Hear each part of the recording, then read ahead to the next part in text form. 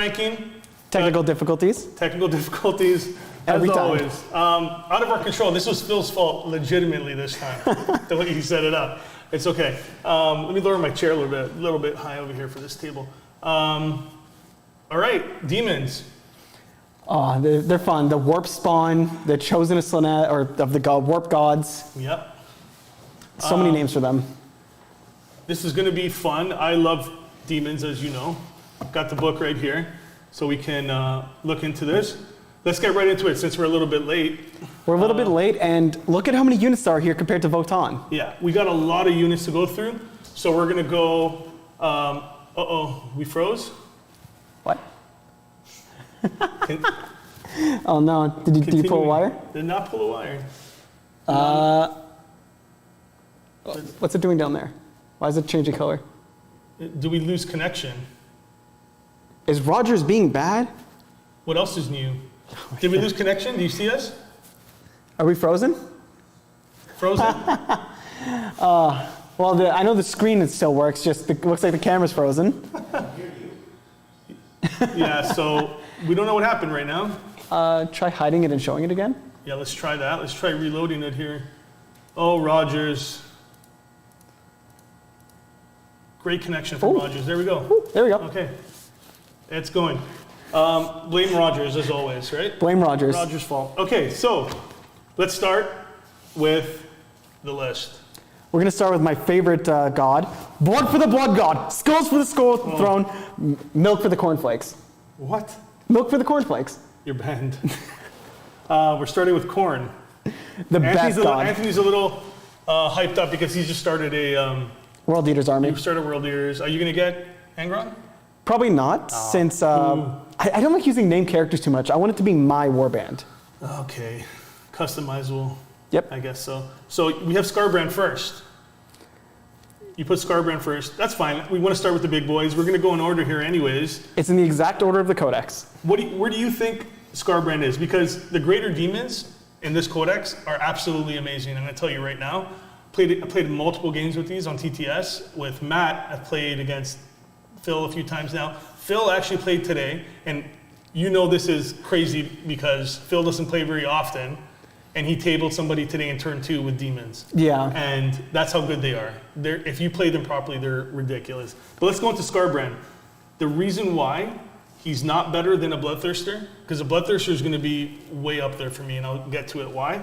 The reason why he's a little more expensive, and you don't need some of the things he does. Like, you don't need to pay that little bit extra from the Bloodthirster, and the Bloodthirster gets access to those exalted traits. Oh, Scarbrand doesn't? No, Scarbrand's named, so he doesn't get those exalted traits.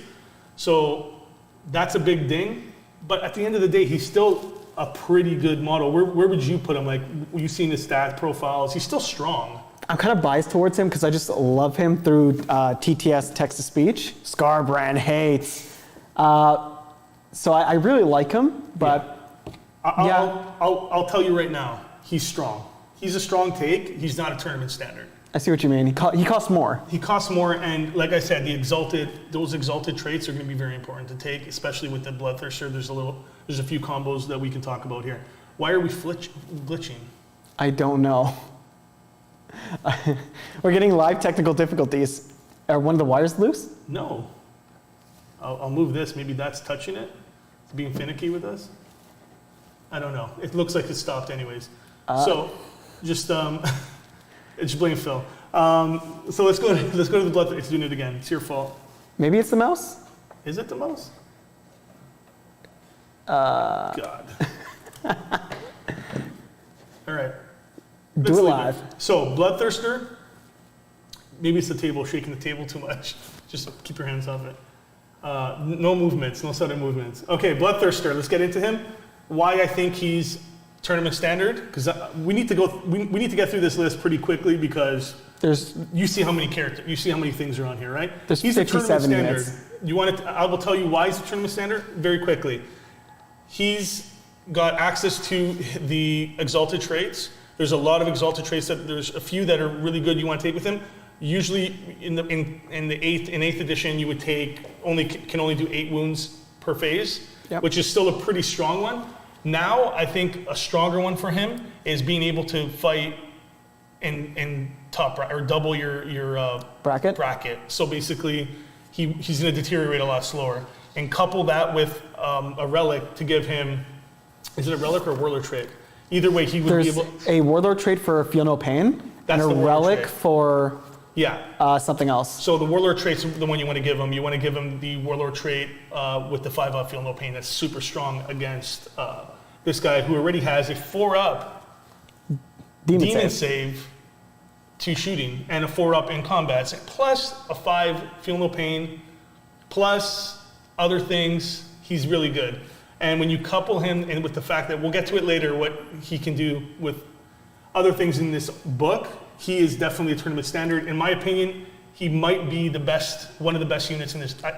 I have one more thing ahead of him. That's it. So he's up there and he's gonna stay there. There's one key difference I'm noticing. What? He has 20 wounds now. He has 20 wounds. All of them have 20 wounds. What did he have before? I think it was 17 or 8 or 16. That makes it could have been even lower. Yeah, the 8 max is like even better now. It is better, yeah. Now it takes 3 turns to kill him. It takes, yeah, like before he was a little, I think he might have been at 16 points, but either way, that's not why he's so much better. He's just so damn tough now. It's a 4-up. Remember, he had a 5-up feel no pain before. Sorry, 5-up invuln save before. Corn, right? Yeah. Now he's a 4-up. And you can give him a 5-up feel no pain. Super tough, super strong. You know what he does. He's a blender in combat. You can go through an entire army with this guy. I saw him one shot a night, yeah. No, he's crazy. And do not build the combo that Phil did with the flail and like in the one, what's it called? The take away the greater, like people take away the greater axe of corn and give him the one-handed one and then the lash or whatever he has. That's not the combination to go with. Go with the big axe. It hits harder in combat. It's better. It's D3 plus 3 damage instead of D6 damage. Okay. Which is less swingy, just better. Moving on to another unit, Skull Taker. What do you think? Reading over his stats a little bit. I never actually fought a Skull Taker before, so I'm not too sure about him. Like, he looks good on paper, but from what I hear, he can be better. Or I might be thinking of the Bloodmaster. The names start getting confusing. You have Skull Taker, Bloodmaster, Skullmaster. What do you think? Like, where do you think he's going to be? You know what he does, right? Yeah. What is he? He's like the lieutenant, right? Yeah, but he gives rerolls, enemy character units. He can reroll against characters, basically. Check him out. Tell me what you think, because I know people are going to get mad at me for putting him in this position. I think he's situational.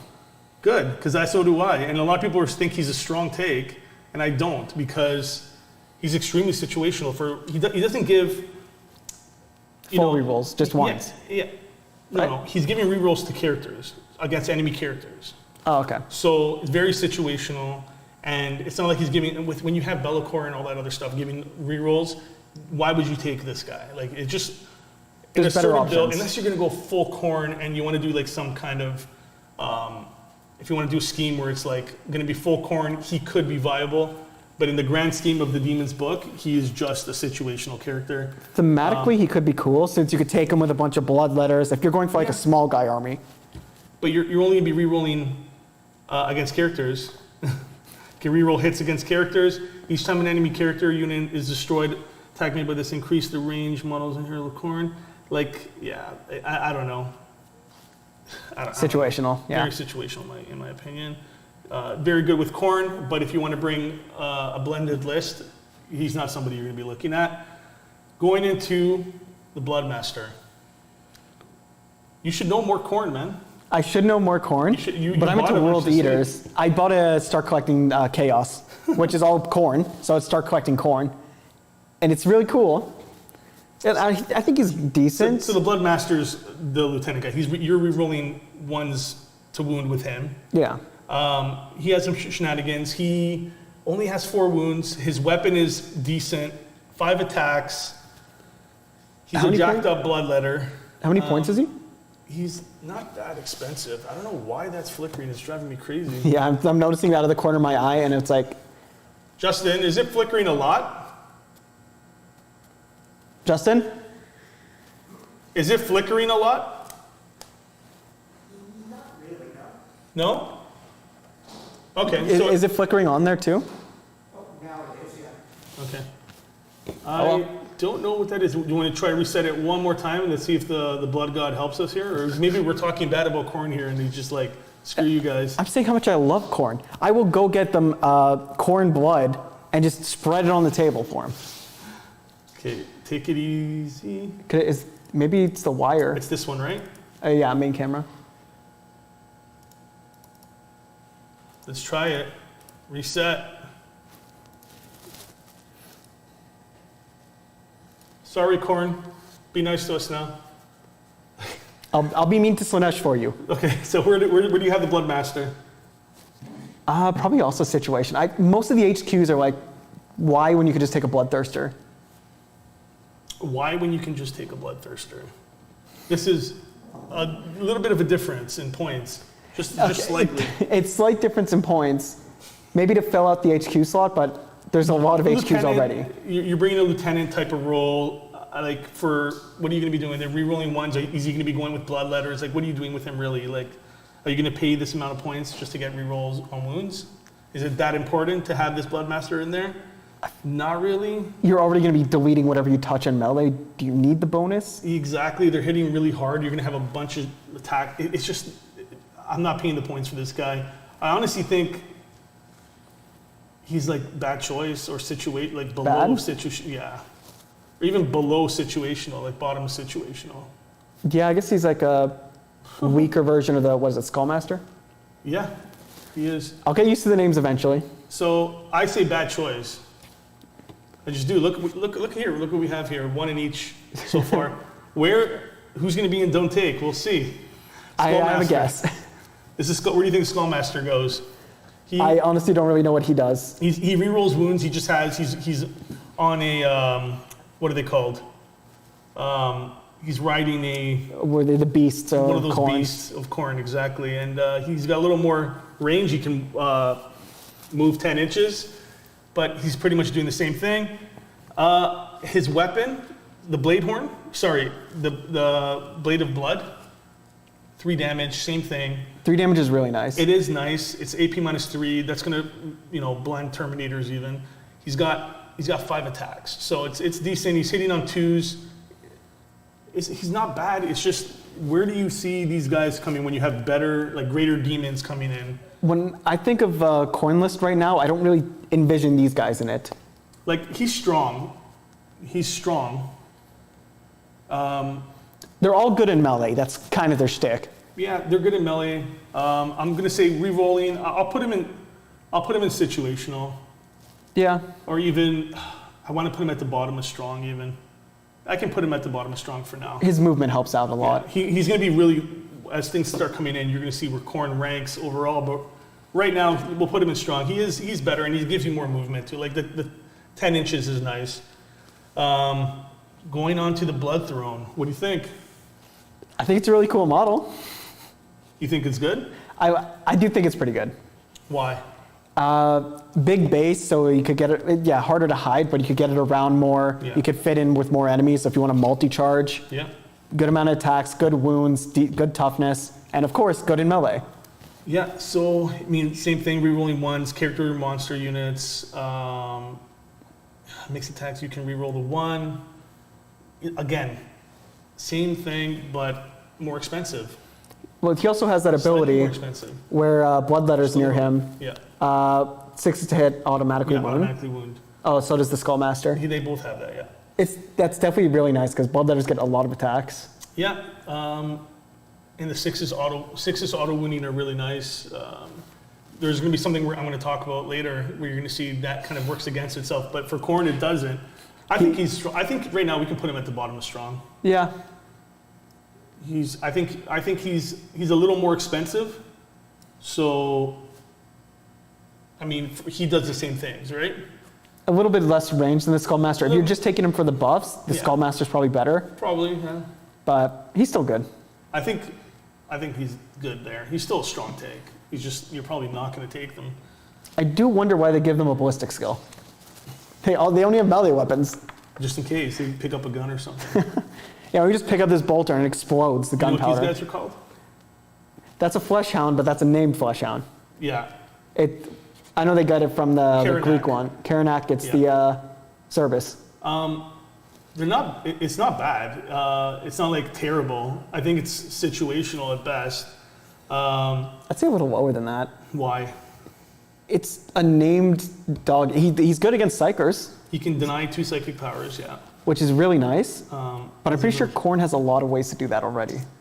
Khorne? Not really. You mean demons in general, but... Demons in general, Khorne... Why is it... I don't know why it's flickering. Let me try something. I see it over the top of my eye. Give me 2 seconds. I think it's on the camera, but keep talking about so this bad boy there. Karnak here.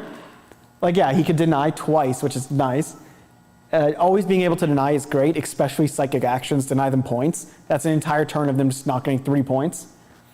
And he buffs like the Flesh Hounds. Ooh. If the target's the psychic unit, he could reroll the wound roll. That is nice. And ooh, what the? A successful wound roll inflicts 2 mortals against a character. Yeah. So he's like a character assassinator. What is my wording? Assassinator. Where would you have him? I think situational. Yeah. Looking through this. Again, the movement's really nice. 12 inches, can move 12 inches. Not the most durable. 4 up demon save to shooting, 5 up in close combat.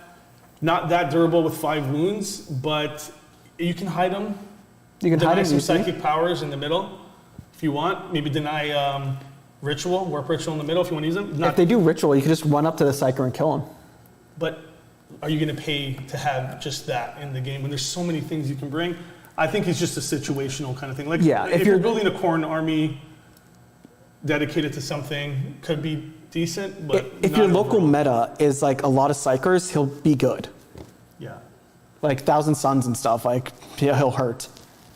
He will hurt. Is it still flickering? Yeah, it's flickering. It's driving me nuts. It's fine. Let's go into the blood letters. I really like the blood letters. I don't think... they're staple. They're not tournament staple. No, they're staple of Khorne. They're staple of Khorne. This is where I'm going to put them, and you tell me if you disagree. Oops, wrong screen. Technical difficulties. Okay. They do see that move. I'm going to put them right there. Oh yeah, definitely strong. They're strong. I'm going to actually... I think their top is strong. Right More now. useful than a Bloodthirster? That's Scarbrand, right? That's Scarbrand. From a distance, it looks same. I actually think they're really good, and here's why. They're OBSEC. You can bring them in late. They're not. You can't bring in that big 20-man clump of blood letters anymore. No. No, you can only bring them in 10. They have a 4-up. And they have a 4-up demon save though now to shooting, so they're going to be a lot more reliable. And they're only 1 wound. That's what sucks when you see some of the other things like plague bearers and stuff. But you don't need 2 wounds on them. They're coming in there. They take over a side of the board, deep strike, bring them in, kill an enemy unit late in the game, and then banish back to the warp. No, and literally leave them on top of that. You have OBSEC on that objective. They can hide. The enemy's going to banish them back to the warp because they're 1 wound. They're toughness 4. Which is nice. T4, and they can blend quite a bit now, and they're 2 damage, which is nice. Before you had to roll a 6 to get that 2 damage. It's 2 damage straight in now. AP -3 means they're good against Armor of Contempt. Rip Primaris with that especially. Yeah, so they're good, and they can, like I said, come in later and take an objective from your backfield, and they're OBSEC. You know, you take a few units of these. They're not the cheapest anymore. They do have that demon teleport in, so like the leadership thing, right? So you could get in close. Khorne could re-roll charge rolls with some power. Mm-hmm. So like, they're getting into combat.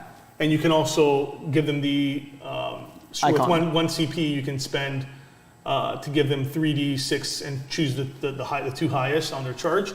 They're going to get into combat, they're going to blend, and then probably get shot off the board. But they did their job. Their job is not to be sticking around. They're not like that type of unit. But yeah, like you said, they're going to come in there and hit you where it hurts on one of your objectives, take it, and then dip. Or get shot to get crap. banished. So what model do you have here? Is this the Blood Crushers? Yeah, that's the Blood Crusher. Okay, I think it's just a different angle from the book. Kind of like, what's the point? Because I do like Blood Crushers, but how much do they actually cost now? That's the question. They are cool. They have the movement. How well do they go with their HQ equivalent? 1 second. Let me just see how much they actually cost. Blood Crushers, 45 points a model. That's brutal. That kind of hurts. There are 4 wounds. Yeah, but that's brutal. I want to say that they're like at least decent. How many come in a squad? 2 to 5. Yeah, 2 with the Blood Hunter. Yeah, 6 in total if you want. Minimum 3.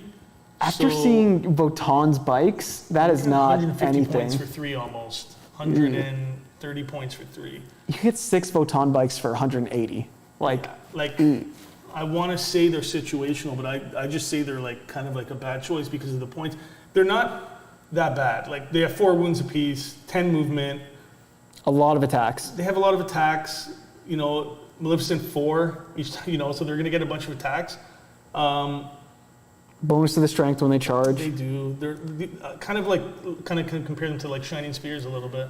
I don't know. I feel like they're very useful in certain situations, but very bad in other situations. They're a trap.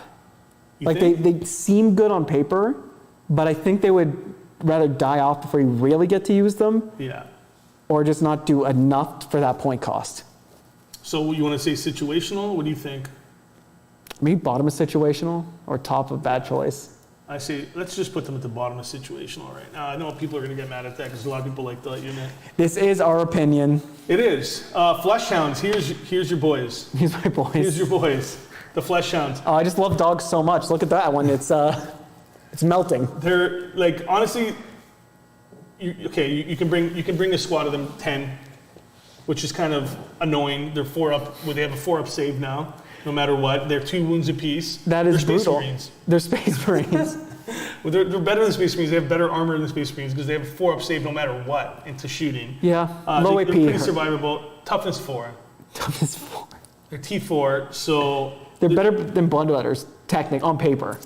Well, yeah, because they have 2 wounds. I mean, they're more survivable, but... More movement, more wounds, same save. Yeah.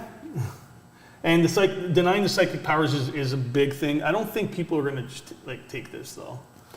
I don't think people are going to take this unit. They're not OBSEC. They're definitely not tournament standard. I don't think they're strong. They're not OBSEC. And OBSEC is a big thing. I'm going to put them... I think I'll put them at the top of situational because they are... They're usable. They're usable, very usable. but they're not going to be a strong choice. Like honestly, you're not going to see them in a serious list here. Bringing me to the next unit here, the Skull Cannon, which I think there's a lot of you can use this unit. It's really cool. And the gun is D3 plus 3, which is good. You're getting minimum 4 shots, strength 8, AP minus 2, 2 damage. It's blast, ignores cover. The blast 48 range. Blast isn't that useful unless it's a really big squad, because it's minimum 3 shots. But just having that built into the weapon's nice. Yeah. And if you do have a unit that's half, you're still going to get your minimum, what? Does it still work? No. You're going to get your 4 now, right? You can't get to minimum blast with, if it's a squad size of 6 with this, because it's minimum 4 shots. It's minimum 4, yeah. Which is bigger than 3. So... yeah, that kind of unless if it's a big unit you're shooting into, you're going to get 6 shots basically. But besides that, I mean, even with 4 shots, it's still really good. 8 damage. Strength 8, 2 damage each. It's pretty good. It'll hurt Marines. You can kill units with this. It's going to be 4 good shots. You can bring a couple of them. They're not superly overpriced. I think the cost is what's going to make me pick where I put it. I think for Demons is that's the big thing, right? It's because they don't have that big swarm anymore, it's cut, the unit sizes are cut down now. Points are so important now, and the big hikes on Exalted units, they're a lot more expensive now, 300 per 330 for a Lord of Change. And you have to really be though. careful. Yeah, they are. And now you got to watch what you bring. Skull Cannon, 100 points. 100 points, that's a little steep for my taste. Yeah. But if you're building a full Khorne army, maybe. You probably have the space for it, but I'm going to say... Do you need ranged at that point if you're going full Khorne? No. I'm going to say situational, down here. No, thank you. 100 points. Skull, you brought this in. What do you think? The Skull Altar? It's in the Codex, yeah. I don't like it. It's fortification, like that. It's a troll actually a vehicle pick. too. It's a vehicle? It has a vehicle keyword. You can shoot it because it works as a transport. And it has rules. It has no movement. It has rules as a transport though, because if a unit is in there, it can do certain things. And what can it do? Let me see. It gives you a warp storm point. Warp storm point. Oh, yeah. That's actually pretty good. It gives you one warp storm point, but it's, It's a fortification. It's got 9 wounds. You can shoot it. 8. You can kill it. It's got a 4-up save. It's going to suck up a lot of wounds. If someone wants to shoot this, you know how cheap this is? If it's more than 100 points, I don't think it's 100 points. Pick. It's less than 100 points. I think it might be something like 60. Like it's 50 points. Okay, that's really cheap. That's 50 points is less, that's a guard squad. Less than a guard squad. Okay, so you bring this in. It can only take one. It can't transport what you think. It can only transport one unit. Sorry, what are they called? Bloodleather? No. Okay. Herald. Oh, like the guy that's on the picture. Yeah. So it's not used for transporting like the way you're thinking. But the warp point. Yes, and you get to bring something up front, and you're getting the warp point, and it's going to be a target that's not that easy to kill. It's toughness 8. It's got a 4-up save no matter what in melee and shooting. It could distract a lot of people from shooting it, or someone will just be like, we're going to ignore it. I have a little bit of a weird question with this. Yeah. Why does this building have a leadership value? Because it's an actual unit. It's a vehicle. But here's the thing. It subtracts 2 from your psychic powers if you're within 18 inches. Ooh. Yeah. Can it forward deploy? No. I think you have to deploy this as like a regular unit, so it has to be in your deployment. But you can put it on one of your objectives that you don't want to lose. Yeah. And no one comes near it, or if they do come near it, they're losing psychic. I don't know. It can be used. I don't think it's great. I want to say the what is it? The Eldar warp thing. What's it called? The warp gate. That's way different. The warp gate's good because you can't shoot it and it teleports people in. That's way different. Well, every other fortification is like a troll pick. Why would you take it? Like the Bastion or something. This is in a weird middle ground where it's like, I like the idea of it, but it's also a fortification. But it's really cheap. Yeah. I'm going to put it at the bottom of situational, and here's why. Otherwise, it'd be a bad choice. And people are going to say I'm crazy, but it's so cheap. 50 points? Like, you can bring a guard squad, and it's more expensive than that. Guard are 60 now. I don't think it's strong because it doesn't do anything that's going to be super OP. Well, does it give an automatic warp charge? Yeah, if you have, if that guy's in there. So as long as you're... Oh, so you have to pay for him to be in there, though? So you have to bring a herald as well. So I'm just thinking, be a little more expensive. The warp charge stuff is random usually, right? Yeah. On a 4+, you get the warp charge. Yep. So if you get a bad roll, this could help get you the minimum required to get that advancing charge. Not overthink it. It's not that good of a take. It's a situational take at best. The only reason I have it in situational is because of the points. Yeah. That's it. Otherwise, this is banish it. What do you think of this guy? Forge World. Oh, the Forge World guy? It's Forge World, so it has the Forge World curse. Yep, exactly. I'm not going to waste my time. Way too many points. Not updated. Not updated. Needs FAQs. Needs... he has an invuln save, but does he have an invuln save? I believe he has an invuln save. Okay, so he has an invuln. Is it 5-up? Probably. I don't know. Demon Lord is, I think, 4+. You don't have a demon save, and you don't have all that. The Demon Lord save is 4+. Yeah. Invuln. So you can still railgun through it. Yeah. So the other stuff doesn't matter. So he's not totally up to date. I'm going to put him there. He's not. Forge World Curse. Very expensive as well. So no thanks. Fate Weaver. So same issue here. Fate Weaver is really good. I'm not going to deny it. He's really, really good. I like Lord of Change better. I'll say it right off the bat. 2 reasons. Number 1, he's just a little more expensive than a Lord of Change. He's only 30 points more expensive. Once you give Lord of Change his Exalted trait, they're pretty much the same price. But here's the thing. Lord of Change can take other things as well. And he just synergizes so much better with the things you can give him in the Exalted traits. And, I mean... it's not going to be a horrible choice if you take Fate Weaver. I mean, this is really good. 22 wounds instead of 20. He's a little more tough, yeah. But he gets his bonus in Psychic is equal to the turn it is. Wait, one. If he's alive in the 5th turn, he's getting +5 to his psychic cast. So he's really strong in that sense. But I like the exalted trait. Where does it say it goes up with the battle round? It just says once per battle, you can make the cost increase by 1. Yeah. I don't think that's going to be as big a deal as you that's not think. what I'm talking about. Each time the the other psychic one. test is taken for this model, the current battle round number to the result. Oh, he's never going to fail. If he's alive in the 4th turn, everything's going off pretty much at will, right? 4th, 5th turn. But is he going to be alive? I think so. He gives the rerolls like Pharaoh's, like Lord of Change. Same demon save. Everything's all the same. We're gonna see how good Tzeentch actually is because they're top. They're top in this Tzeentch book. is usually really good. So where do we have them? Where do you think we have Pharaoh's? I think the same. It's going to be the same situation as like the Bloodthirster and Scarbrand, and it might be with this with every Lord. Just below the other one, so strong compared to like standard.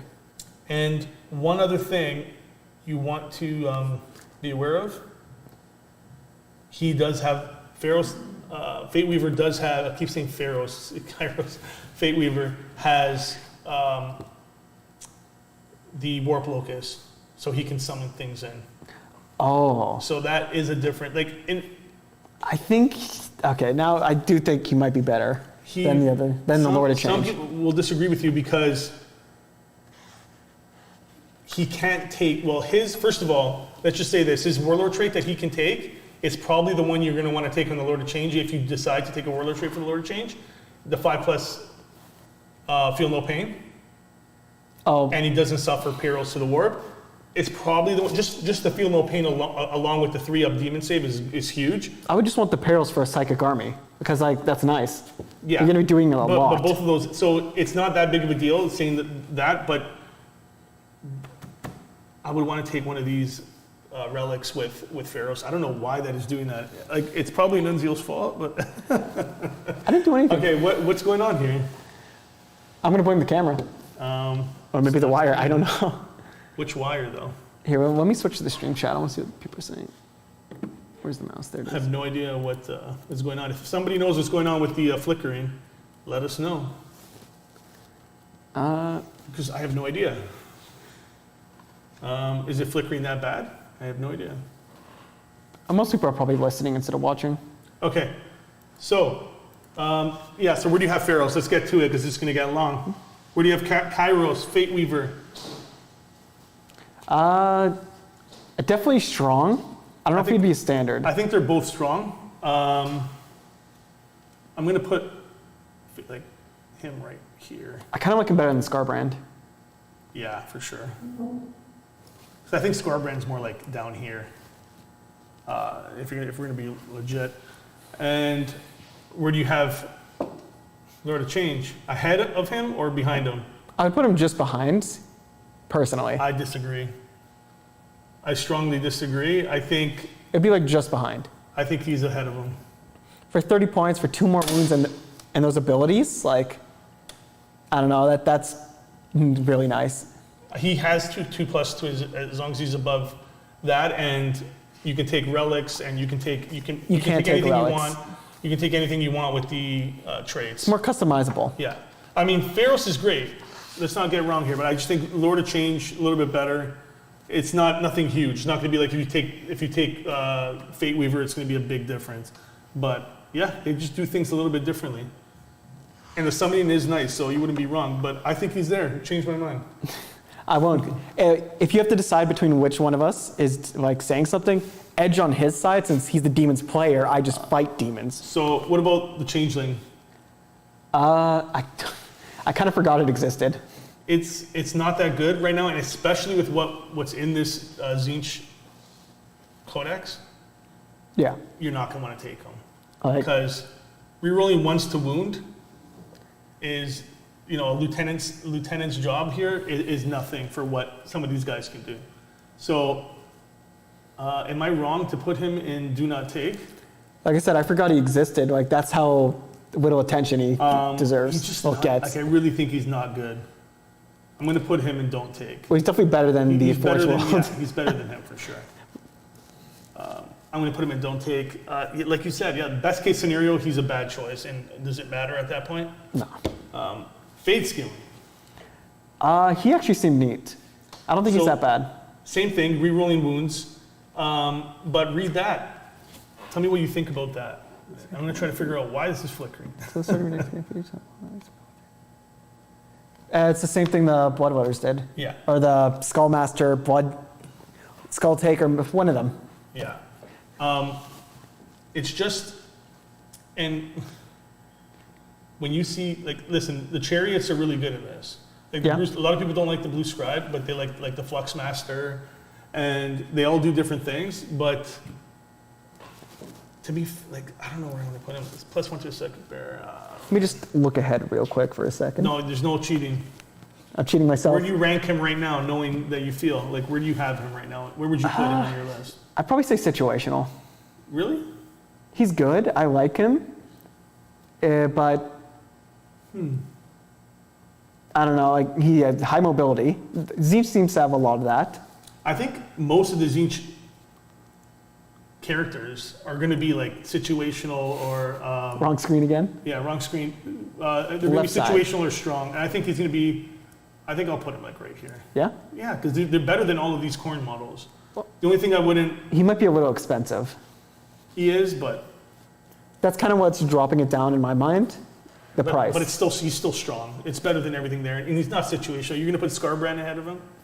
Yeah, that's fair actually. Like, come on. And then Fluxmaster. Isn't he just like a different version of the Fate Skimmer? Well, they all give the reroll 1 to wound.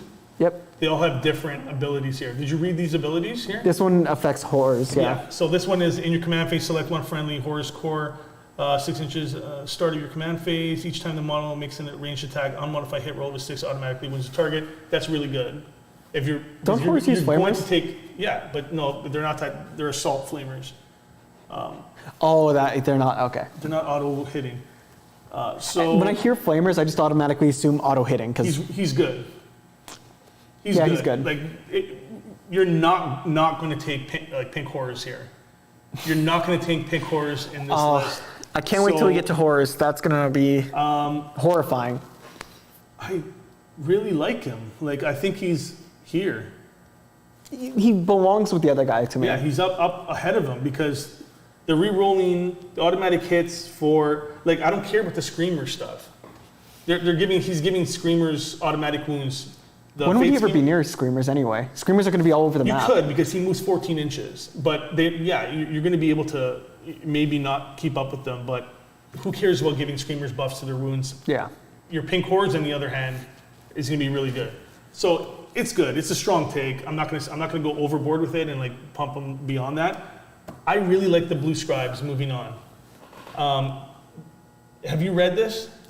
Tzeentch, I know, like basically anything that is in corn, my knowledge drops. Subtract 1 from the psychic test if you're within 12 inches from this model, and on top of that, if you fail your psychic test, if you fail your psychic power, he siphons it, and you can't use it the rest of the game. You were telling me about this. People are saying they don't like this model. People are saying this is not it for Tzeentch. I'm telling you right now, I've used this and I've played about 12 games now with this new codex, and this is so OP if you do it properly. Yeah. You leave him behind a bunch of pink horrors in the middle, especially when you're playing an Eldar army, and they're trying to get that psychic ritual, automatic 3 psychic rituals off. You can't siphon.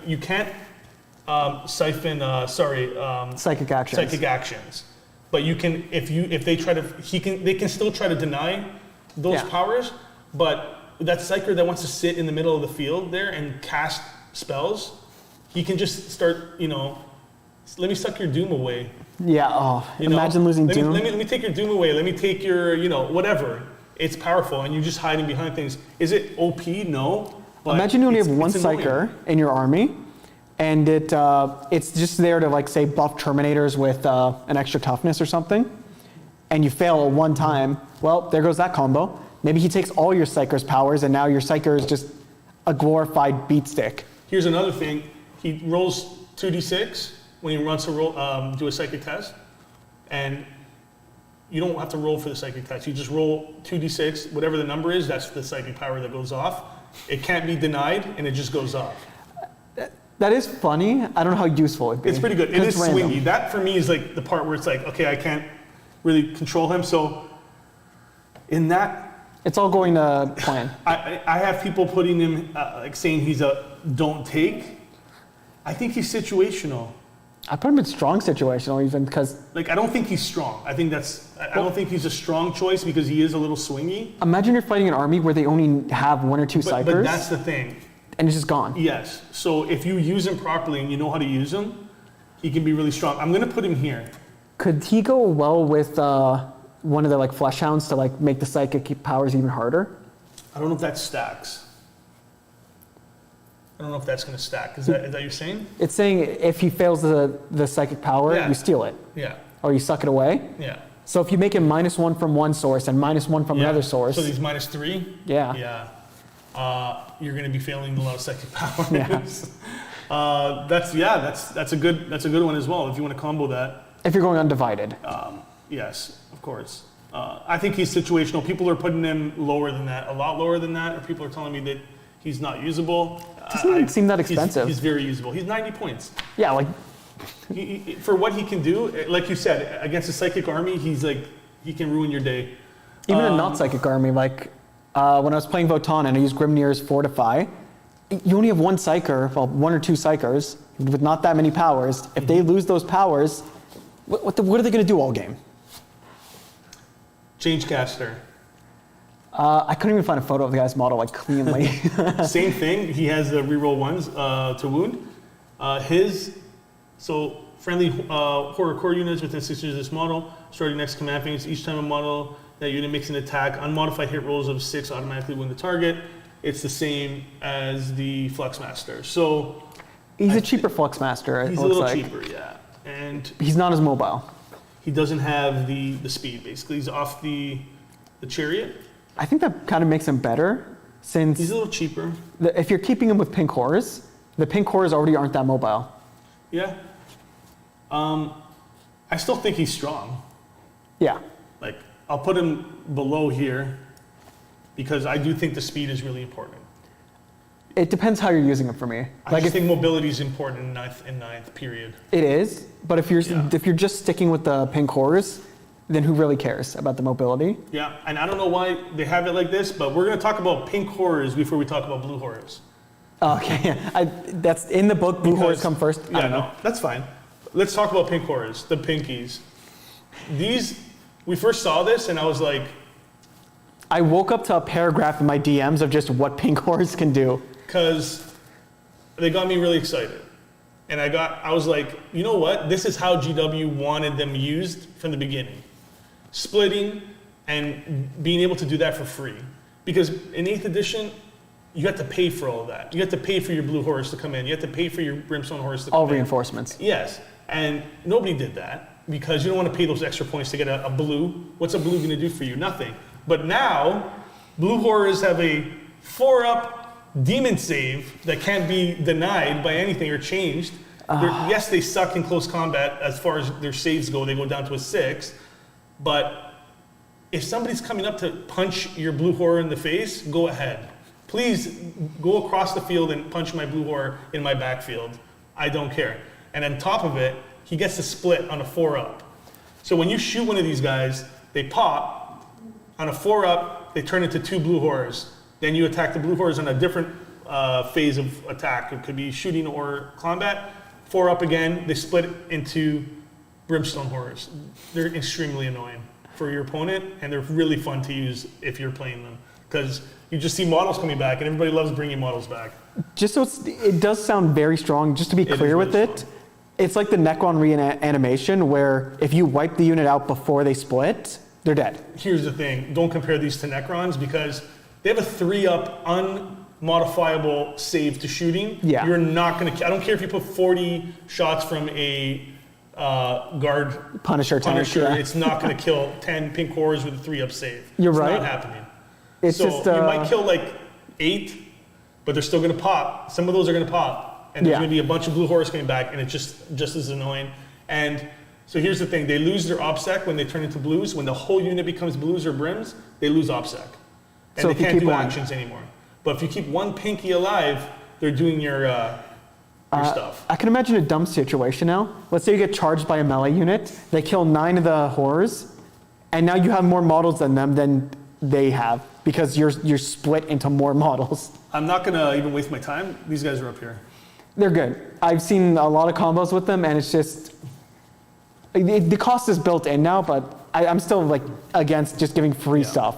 And I spoke about blue horrors already. Like, you know exactly what to do. It's the same thing. They're not OBSEC, but to have one unit in the back, definitely take 3 units of pink horrors. Like, it shouldn't even be an option. Like, take 3 units of pink horrors and use them for your OBSEC stuff, and take a unit of blue horrors, just one, to put on your backfield objective. You don't want to waste pink horrors to put on your backfield. You want them sucking up shots and splitting. Yeah. So put a unit of blue horrors on the back objective, string them out, block out, screen out from your deep strikes and people coming into your backfield, and sit on that objective all game. And if somebody wants to come up there and punch them later on, go ahead. But you're going to be on there exactly for half the cost of a pink horror. Less. And I know people that take 2 units of them, and do that shenanigans with them and blocking and screening out. It works. It's really good. Definitely take them. So I'm going to put blue horrors, not as tournament standards, but I'm going to put them really, Strong. they're strong. They're really strong, and I'm going to put them like right here. Great job, GW. This is a great way to sell blue horrors and brimstone horrors. Because I didn't see a need for them before that. Like, besides giving your Thousand Suns Terminator casters a what do they call it? Familiar? That's the only time I was using brimstone horrors, like, to use as my little Buy familiar. 3 times the boxes for the same cost. Yeah. Okay. Now, if you want to talk about OP, here's where you start talking about OP.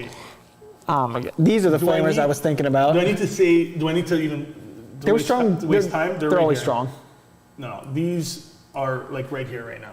Yeah. There's going to be one unit in this whole codex that's better than these guys, and we'll talk about who that is after.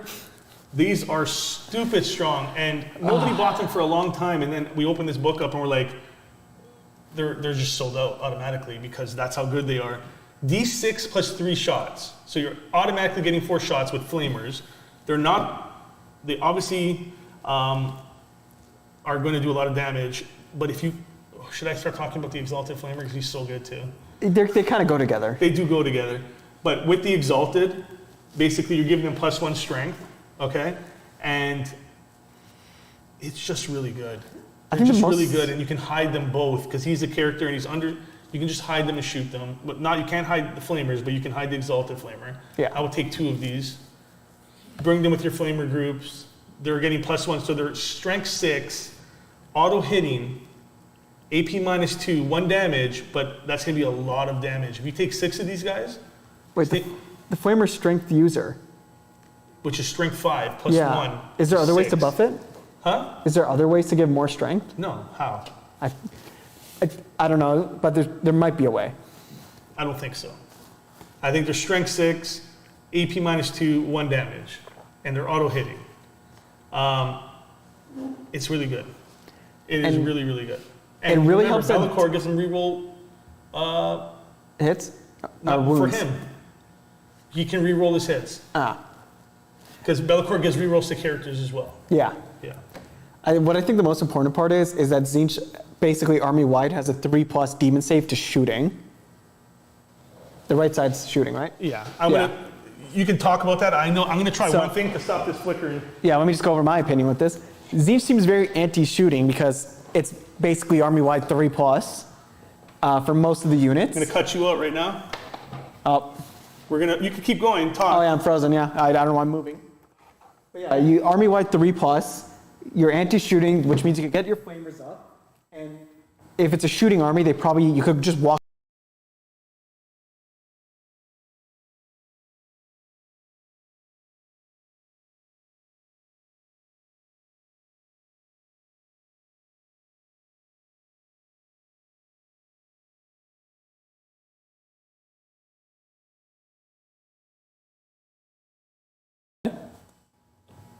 It's just you skip the hit phase, so it's just really nice.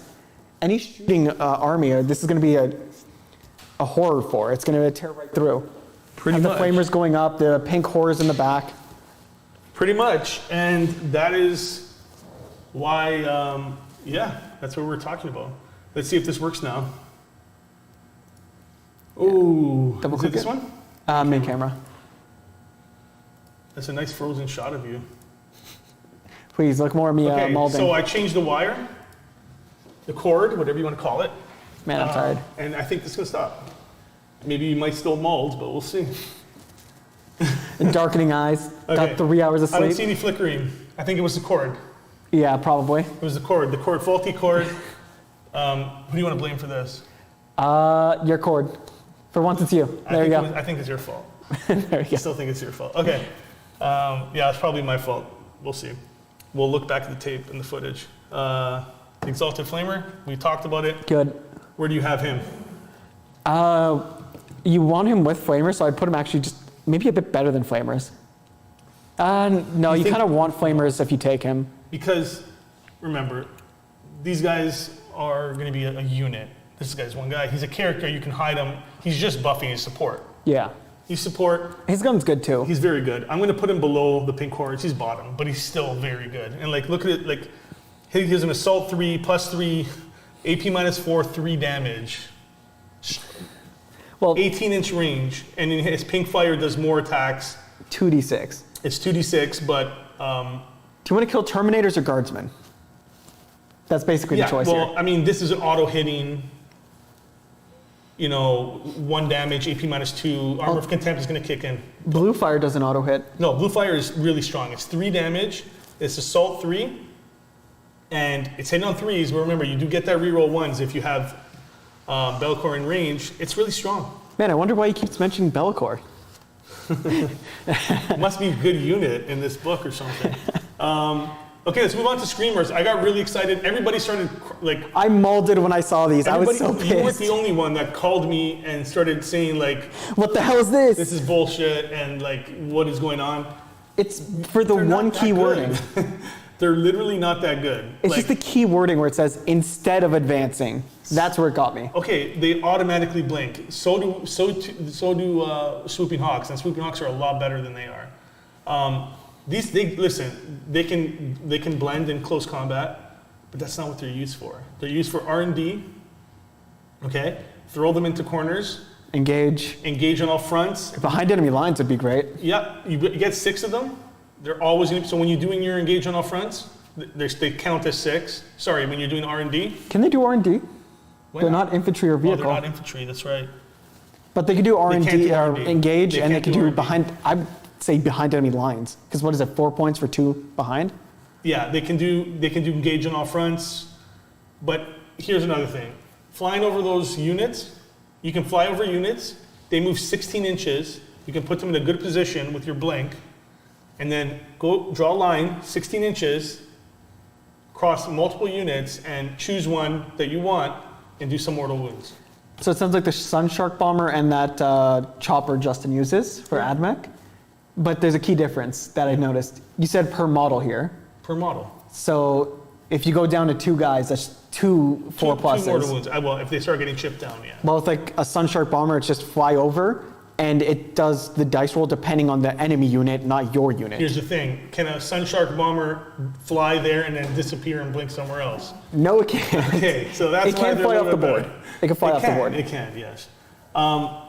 But that being said, you guys were people were going overboard with the mortal wounds thing. The mortals I don't care about. It's going to do. If you bring if you bring 3 units of 6 of these guys, yes, you're going to be doing a lot of mortal wounds. But you're going to be sinking a lot of points into something that technically is not going to do that much for you. There's better sources of mortal wounds. They're good in close combat. You can blink them somewhere and then make a charge and kill something in close combat. Yes, there's things you can do with them. There is one bad thing with them being melee focused. What? 6+ demon save in melee. Yeah, that's what I'm trying to say. You don't want to be in combat. I mean, they're still decent. They're going to be. I'm going to put them I would just take them for points. That's it. I think they're like this. A unit or 2 just to be teleporting in, getting behind enemy lines, R&D. They're like that. They're in the middle of situational. Don't go it's. Don't focus on People them. were looking at that rule when GW posted and just like going crazy. Like, listen, relax. It's not that good. Okay, Burning Chariot. It's the Exalted Flamer on a chariot. Which is just funny. Which you would think would be better because it has more speed, right? No, because I've noticed something right away. What? Worse save in shooting. Yes. What are those? It's, He has a wait, his weapon skill is worse. No, but he has a 4-up save in combat. Yeah. So he's a little more tanky. In melee, where you don't want to be anyway. Right. His weapon skill is lower, which it doesn't really matter. Plus he has Screamer Bites because the chariot has the attacks. But what's the big thing that you see here? He could lower the psychic test. He's more expensive for once. He's definitely more expensive. Which makes sense, but what is the difference here? He's a vehicle. And here he is. A character. So you Wait, he doesn't have character. He doesn't have character. He loses character when you bring that chariot. He's the same amount. Oh no, You he's can't hide him. So you can't hide him anymore. So what's the point? And he's a worse save against shooting.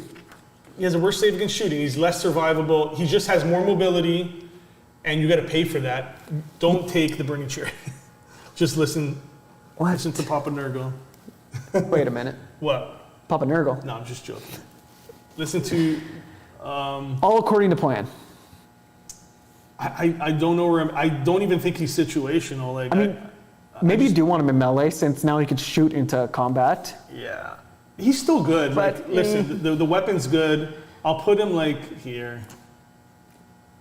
I'm gonna say usable. Why would you take this when you have this? Speed? Speed, and if 4 you inches? want to get into melee. Explain to me why he's better though. You want to go into melee with this guy? No, Why are you? I'm saying he's more survivable So in melee. people like, why they're gonna get mad that I'm gonna say situational because a lot of people are saying that he's strong or tournament standard. I don't think so at all. But how does he go from a tournament standard to situational, making him a vehicle? Yeah. He's targetable now. The whole point of this guy being so good, you can hide him. You can just pop shot. You bring 2 of them. They're just hitting you with those. Put him in the middle of a flamer squad and he's just shooting out, just shooting. untouchable. Or you put pink horrors behind him, or you just onslaught in front of him of demons, and he's shooting you with 18-inch flamers. Character keyword is powerful. It's really good. That can make or break some units. Okay, so this has to be a meme. Why is he on here? Forge World. Okay, you want Forge World? You were saying people want to see Forge World ranked. We got some people going like, where's the Justin, Forge what's the World name unit? of this guy, please? Altero cares. What's it called? Altero cares. Tire Artero repairs? cares. Tire repairs. That's all I heard. Is that his true name? Yes. Why is he giving out his true name? That gives Okay. power over him. 2 things about him. Are his demon saves? He does not have. Forge World Curse. He has an invuln save, which is okay. Here is why you don't take him, and this is why he should be. If there was a tier beyond don't take, I would put him in it. If you want, I could add one. He's 650 points. Wait, what? He's 650 points. That- Okay, so that's why I said more he's a than a meme. isn't that more than Why a is he on Primarch? here, huh? That's more than a Primarch. Yeah, it's way more than a Primarch. It's more than Be'lakor. He's 200 and something points more than Be'lakor. What? What's up, Justin? Before you finish it, we cannot move on until you attempt to say his name out loud. Okay, say it again. Aetaus Rocares. Aetaus Rocares? Yes. Okay. A Taos Rocares. Aetaus Now say it 5 Rocares. times as fast. If you say don't it remember 5 that. times, he's gonna appear and just banish us. Okay. He's gonna be pissed for us putting him in Don't Take. Yeah, no, he's beyond don't take. You know what I would do just Like- to make that clear? Put him at the bottom of the list. Don't even put him on. No, he's gonna stay there. And Take him off. There you go. like Lord of Change is better than him Yeah. and half his points. That's what I'm trying to say. He's a meme because he shouldn't be on there at all. Hey, halfway through the gods, only an hour in. There we go. Actually, technically not halfway yet. Those are the best There's one gods. more after. Those are the best ones. Actually, yeah, I want to talk about a few things after as well. Rodigus. Is that Rodigus? Who is this? That is Rodigus. Yes, that's Yes. Rodigus. So same thing. He's named. He can't take exalted traits. He's a little bit more expensive than the Great Unclean One. There's one thing that he does do that's really, really nice, and this is what really puts me on the line of should I take the exalted unclean one? I'm not gonna, first of all, before we move any further, Nurgle is the worst in this book. The absolute slander I've heard about Nurgle, okay. just every time I hop on. So when I say taking Nurgle, nobody's taking Nurgle. I'm just saying, what is the worst, what is the best worst of Nurgle? What is the best thing we can take here if we're stuck taking Nurgle? And I love Nurgle. I have 90 Poxwalkers, and I can't use them anymore because they literally suck. Oh yeah, so bad. You'll see why. They went from being so good, top tier in 8th, to like just gone. But we'll talk about it. Rodigus, here's why I really like him. He does mortal wounds. When he that whole good old Nurgle, I go off on a 7. You take mortals. D3 mortals. If you like get a 7 or better? If he casts a psychic power 7 or higher, you take D3 mortals within how much range? 24 inches. Do you need vision? Does not say. If it's all psychic test, you do not need vision. The closest enemy unit within 24 inches. Yeah. So if you're like an Eldar army, we have like 15 psychers. Yeah. You can just nuke down like and I don't know, whatever's nearby. It's all on you. You position yourself properly to get that unit. They're gone. D3 mortal wounds, by the way. Really nice. And he obviously does all the other buffs that he has. You're not going to bring this guy in close combat. Well, you can, but it's not what he's there for. He's supporting other people, doing those spells. Pull this guy against Fate Weaver. What'd you say? Hope he what? Pull him against Fate Weaver. Because Fate Weaver keeps getting all those extras to cast. People are saying these guys, I'll say this. I'll say they're like that. Yeah. And I'll say the Great Unclean One is better. Because you can customize? You can give him exalted traits. You can give him relics. It seems like most, yeah. Warlord trait. You can like choose that. which warlord trait you want to give him based on what you're doing with your army. When you have flexibility, it's always going to be better. Yeah. Because you have more options, and when you have more options, you take away the chances of like this is just a swingy thing, or this guy has to take this. When you give yourself more options, you give yourself more ability to do things with your army. So that's why I like Great Unclean One better. Great Unclean One has a nice, I'm not going to say nice, it's decent. He brings back Poxwalker units, D3 Poxwalker units, nothing crazy with the bell. If Poxwalkers are better, that'd be nice. But exactly, nobody's taking Poxwalkers. Not Poxwalkers, what am I talking about? Plague Bears? Plague Bears. Hey, you fell for what I did. Same thing. Same thing. Check out the Imperial Knights one where I keep calling them Plague Bear, Pox, whatevers. Yeah, you were. They're all demons. Pox Bringer. He's not bad. Like, for what he does, now here's the thing I was talking about today. Tell me if I'm wrong in the comments, please, but I noticed something, okay? Tell me if I'm wrong. So, each time an attack is made with this weapon, an unmodified roll of a 6 automatically wounds the target. Yep. Okay? And he gives a 6, does this affect him as well? Plague Bearer Core. Core, so it does not affect him. Yep. Sorry, what I was thinking with Phil today is this affected other units, and it was just canceling itself out. Okay. But it doesn't matter. So either way, so he, in combat, you're not going to be getting him in combat. He's there to cast a few spells and buff up your Poxwalkers. Sorry, I did it again. Plague Bears. I corrupted him. We're not talking about Death Guard today. So you add one to your damage characteristics of your Plague Bears, most likely, that you're going to be bringing this guy. But do you want your Plague Bears in close combat? They have a 4-up demon save in close combat. Do they still have disgustingly resilient? No. You can do things to make them more resilient, but higher toughness and things like that. But no, they don't have disgusting resilience anymore, unfortunately. It was nice when they had the old disgusting where it was just a feel no pain. I think he's like bottom of situational. Yeah. He's bottom of situational. He's good. That's nice to have +1 damage to your. If you want to bring a heavy Pox Plague Bearer unit, it would be good to bring. But yeah, like we said, Nurgle here is not a big deal. They're not going to be going anywhere. Scrivener. He doesn't rerolling. So rerolling, we see this trend with all the the gods here. Rerolling once for wounds for all these guys is the trend going through, and they all do their own little special thing. You want to read that guy and talk about him? The keep counting? Yeah. I somewhat remember what he did in 8th. Let's see now. Each time a model in that unit makes a melee attack, add 1 to the hit roll. That unit has the objective secured ability. Yeah. If the unit already has it, then they count as 2. And it's for Plague Bearer's core, and I'm guessing Plague Bearers are OPSEC. Yeah. So each Plague Bearer counts as 2. Yeah. So and they're put 'em up tanky. there for that, and for that alone. Giving OPSEC is absurdly powerful. Yeah. Like, I might swap out some of my Tau stuff just to take the relic where you could take away OPSEC from someone, since that's also powerful. I'm actually going to put him at the top of Nurgle stuff because that's really good, and he's cheap. He's cheap. It's cheap. Good, but it's Nurgle. It's Nurgle, but for what he does, I'm just judging him for what he does. That's good. This guy, on the other hand, Oh, yeah, how do you say the name? Epididymis? Epidemius? Epidemius? Epididymis? Epidemius. Epidemius. This is when I was building the tier list, it was the first time I even saw the model, and I'm like, what the heck is this? He's not good.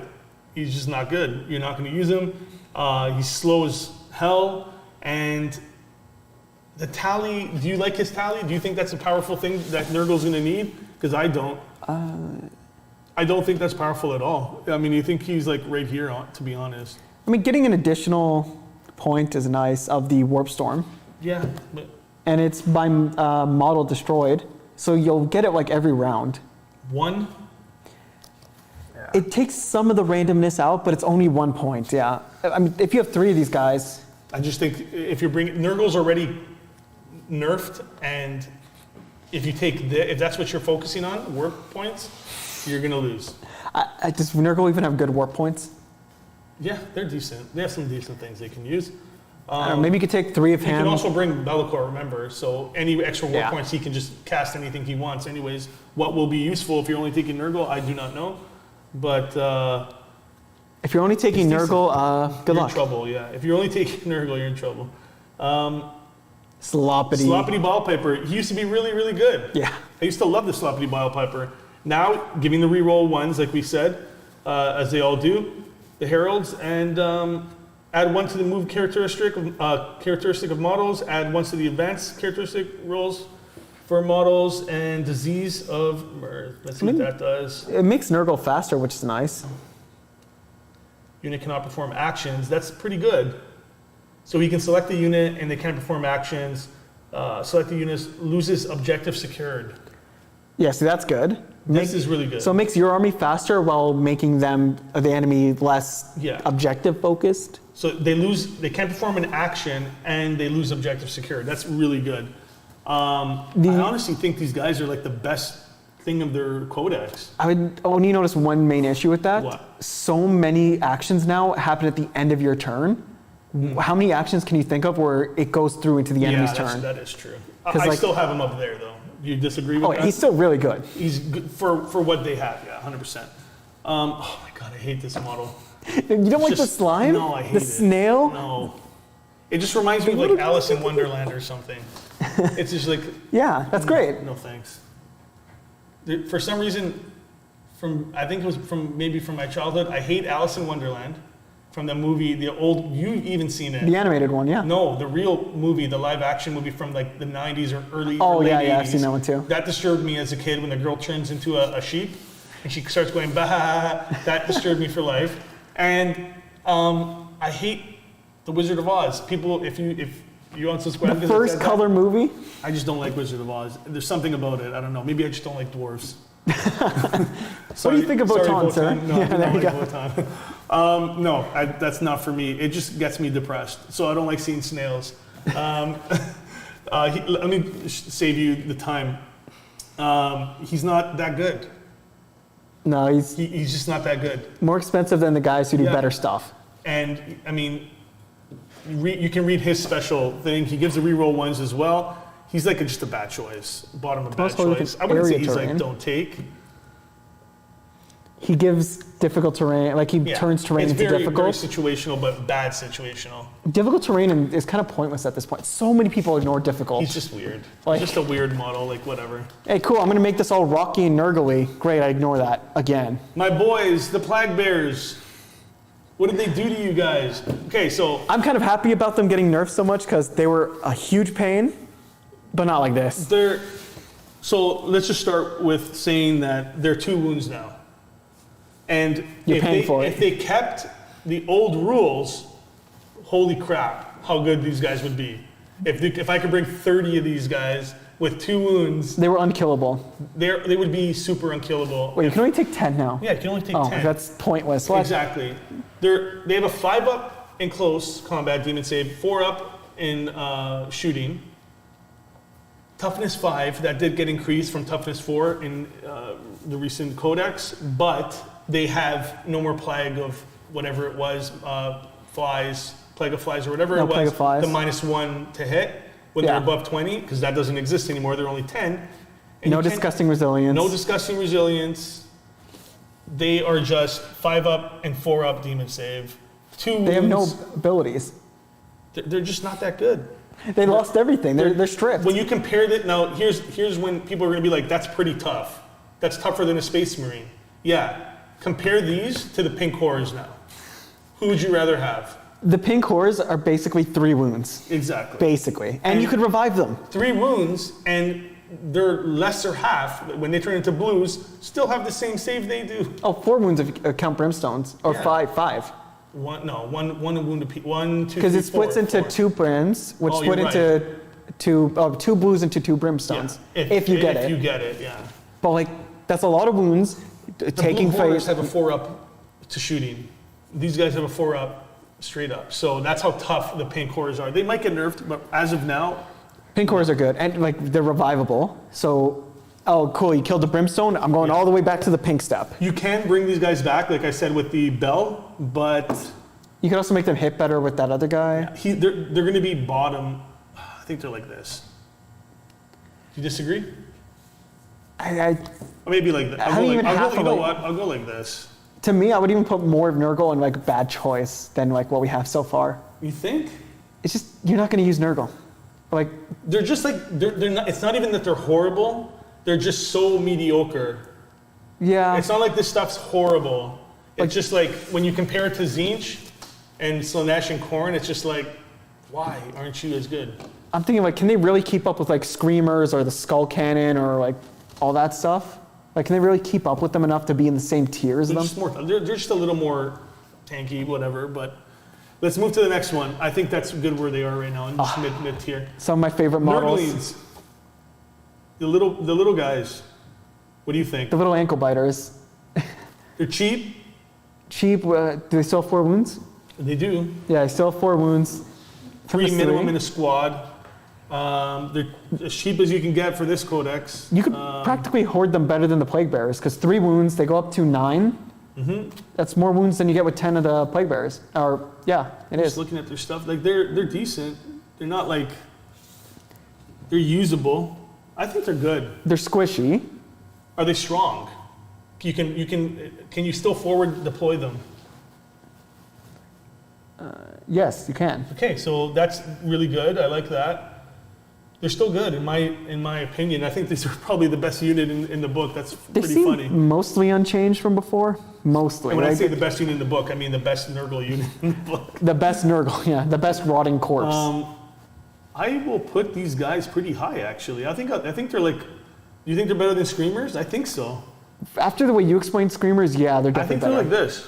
Because you could forward deploy them, sit on an objective, and be like, I don't know, just if you've seen Total War with Nurglings, just the insanity they act. What do you think of the beasts of Nurgle? Sure looks cool. They're pretty. If you read their stuff, they're actually pretty good. Like they could be useful. It's just. I see the most annoying part with them. Yeah. They regen. They could just. It's not D3. Points. No, they just regen what they lost. Oh, cool. I take this guy. Oh, and there's 3 guys in the squad. I take this guy to 1 wound. Cool. He's back to 7. Yeah. Back to 7 points. I think, like again, these are like situational, but I kind of like them better than Nurglings now. They're really balanced. They're balanced. They're in the middle here. I put them like this. They're like in the middle there. It explodes. It regenerates. Yep. Attention seeker. It explodes pretty well too. It's. It can heroically intervene, so they could be good bodyguards. I thought it exploded on a lower, but okay, 6 explodes. Thought it exploded on a 4 for some reason. Nah, they probably should. But that is one of the better ones. Before we move on, I had somebody asking me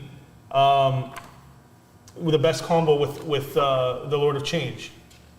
I don't know it. So we're all gonna sit and learn. Here's my Lord of Change combo that I will be using.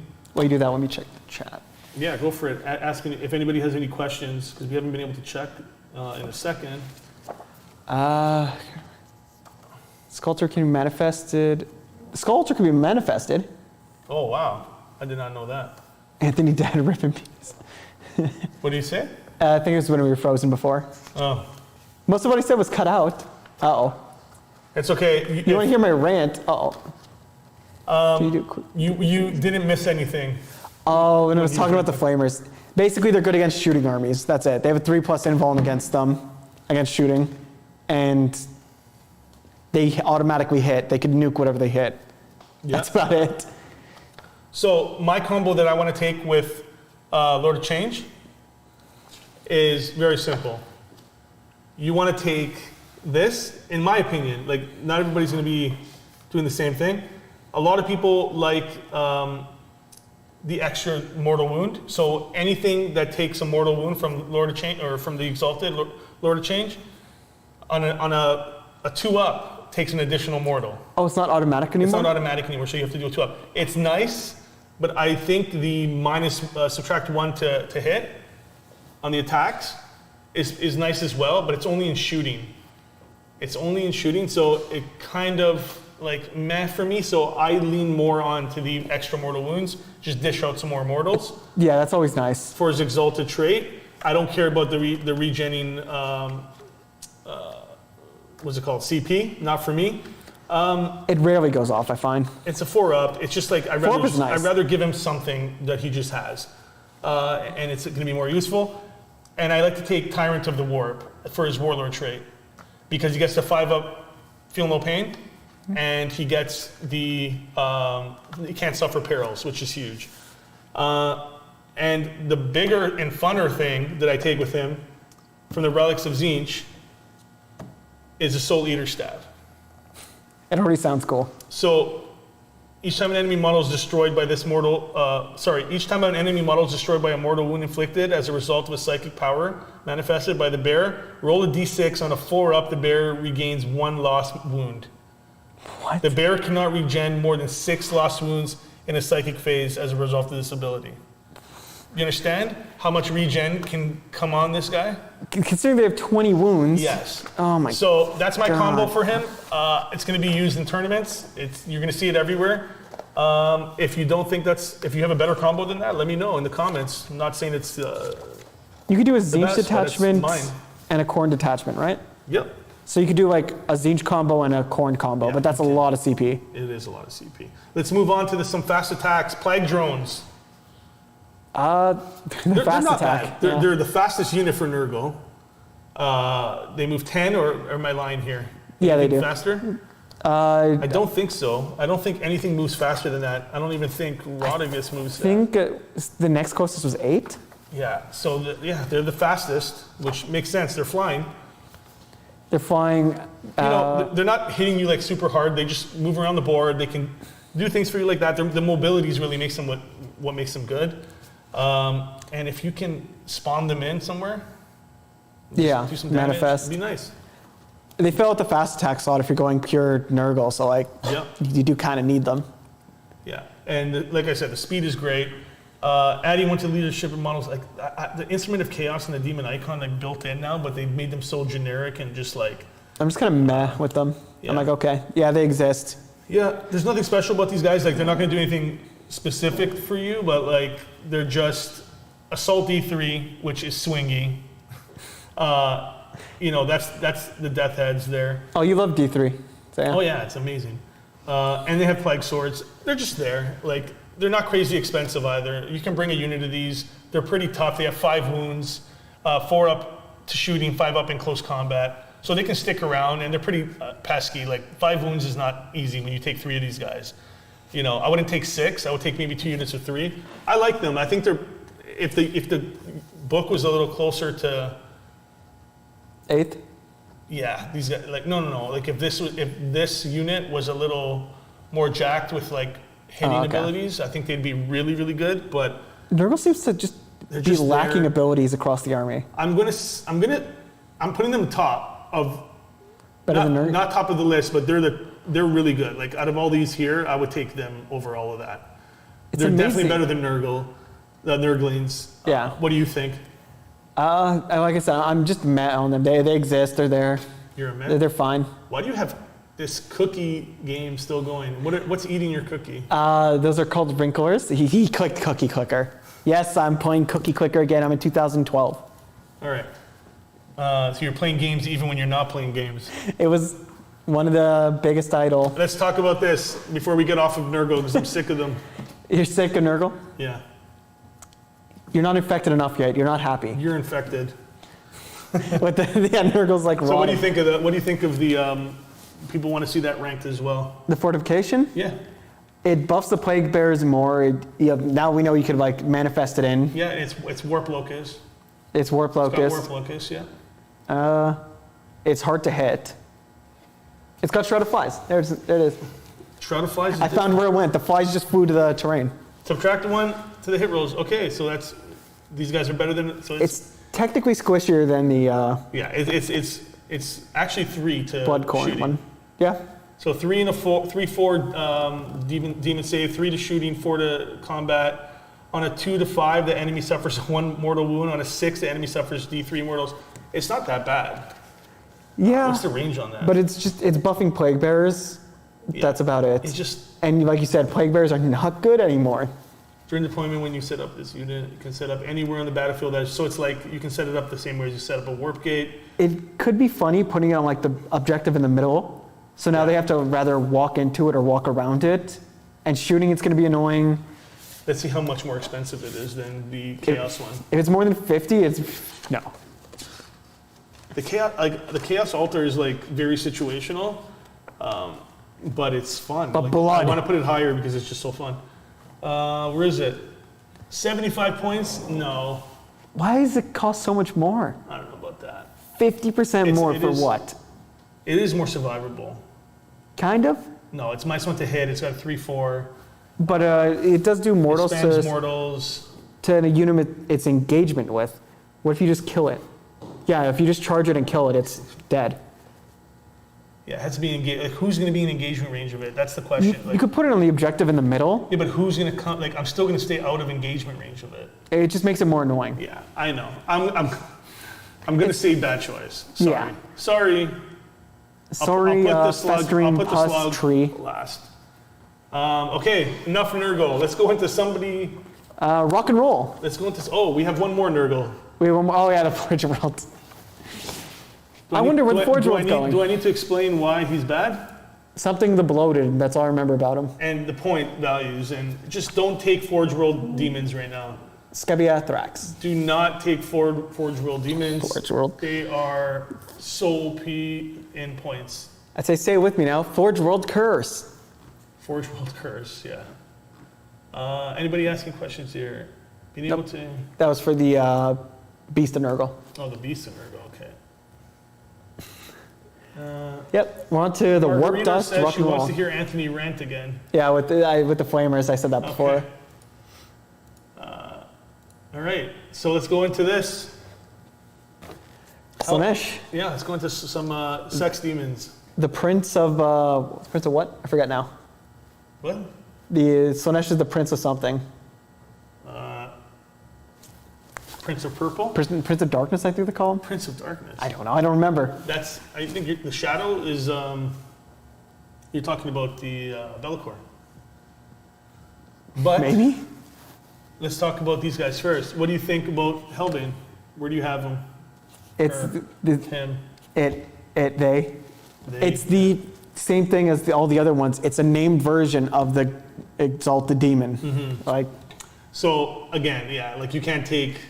Do you want to trade your flexibility for just? I'm always gonna like. I'm not gonna say he's way worse. He's just not as flexible. Exactly. What is the extra thing? Because I really do like the abilities the named ones are getting. Yeah. But their flexibility is so important to me. I do like they get extra wounds. They all get 2 more wounds than the not This named model counterpart. is eligible to perform a heroic intervention if it is within 6 inch horizontally or 5 inch vertically of any enemy character units instead of 3 inches and 5 inches vertically. Each time this model makes heroic interventions move, it can move up to 6 inches, finish the move within engagement range of any enemy character unit. Prince of Pleasure, there we go. Rules for heroic intervention still apply. And surprised that Lord of Change isn't in tournament tier. Prince of Pleasure. Yeah. Yeah. Okay, so that's not that, in my mind, that good for me to say. It's got the Slanesh buff, so just being better at like fighting before the enemy gets to fight. They're just being fast instead of hitting hard. Well, they hit hard, just...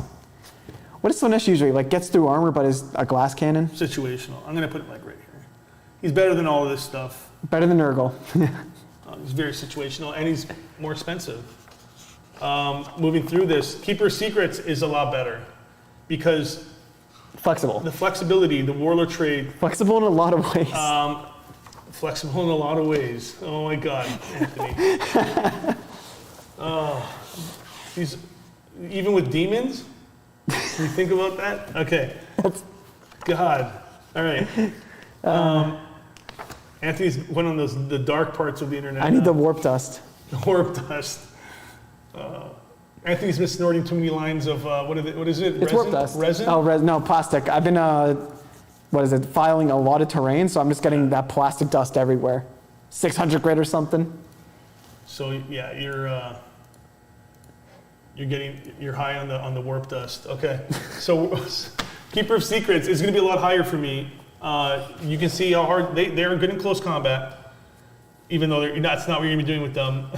But they can blend if you really need them to. They hit pretty hard.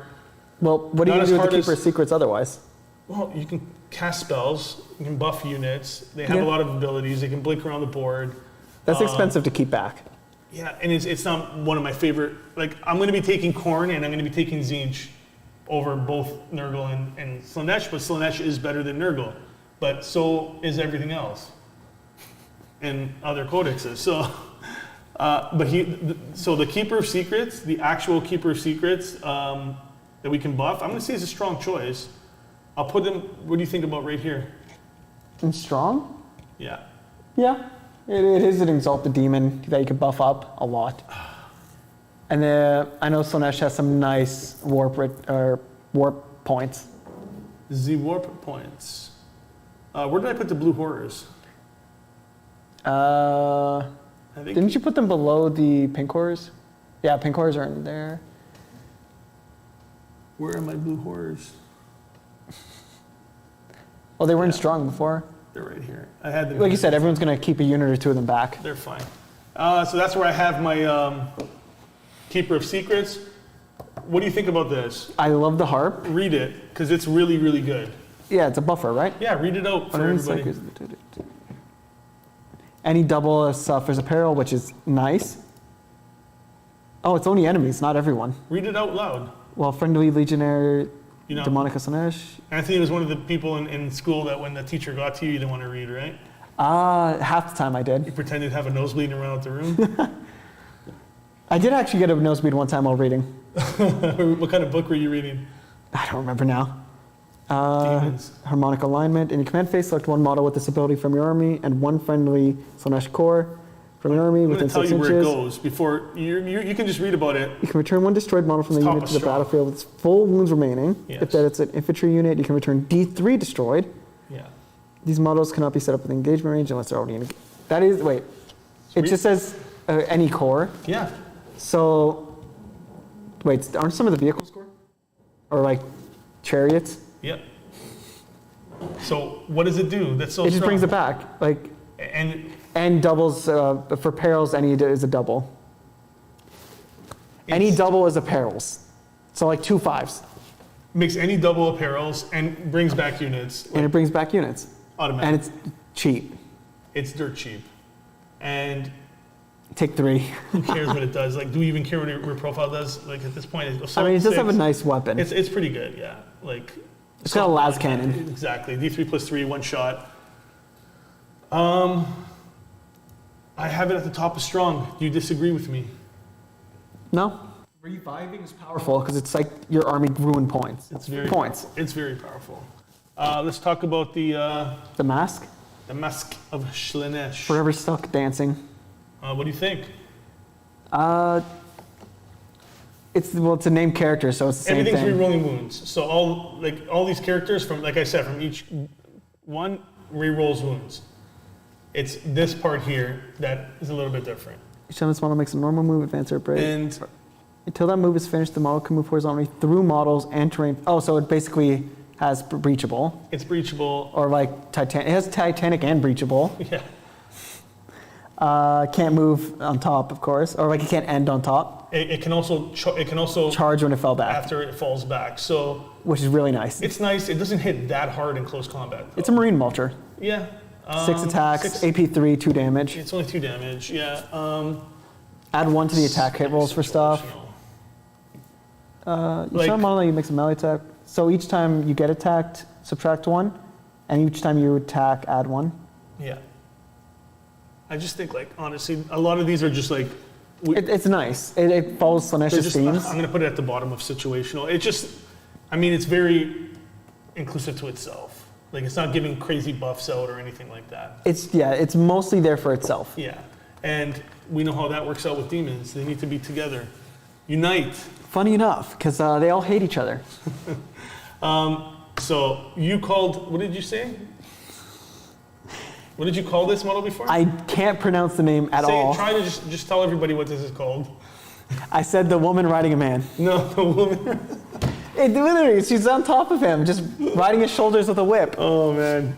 Before this stream, he said, "What model is the woman riding the man?" And I said, "What?" The Slaanesh model, woman riding a man. I'm like, "What site are you on?" But say the actual name for people. Slaleski? Yeah. Justin's laughing. Okay, so same thing, but. The buffs are a little bit different for this one. Let's get serious with Is that the name of the gods here. model, or is it a character? This? Oh, it's a character, He's a character, okay. Yeah. They are a character. They're a character. Okay. I like how after I say that, the number jumps up. What? Wait, look at the graph. Oh, okay. It just shot up. Okay, so let's get back into this. Come on.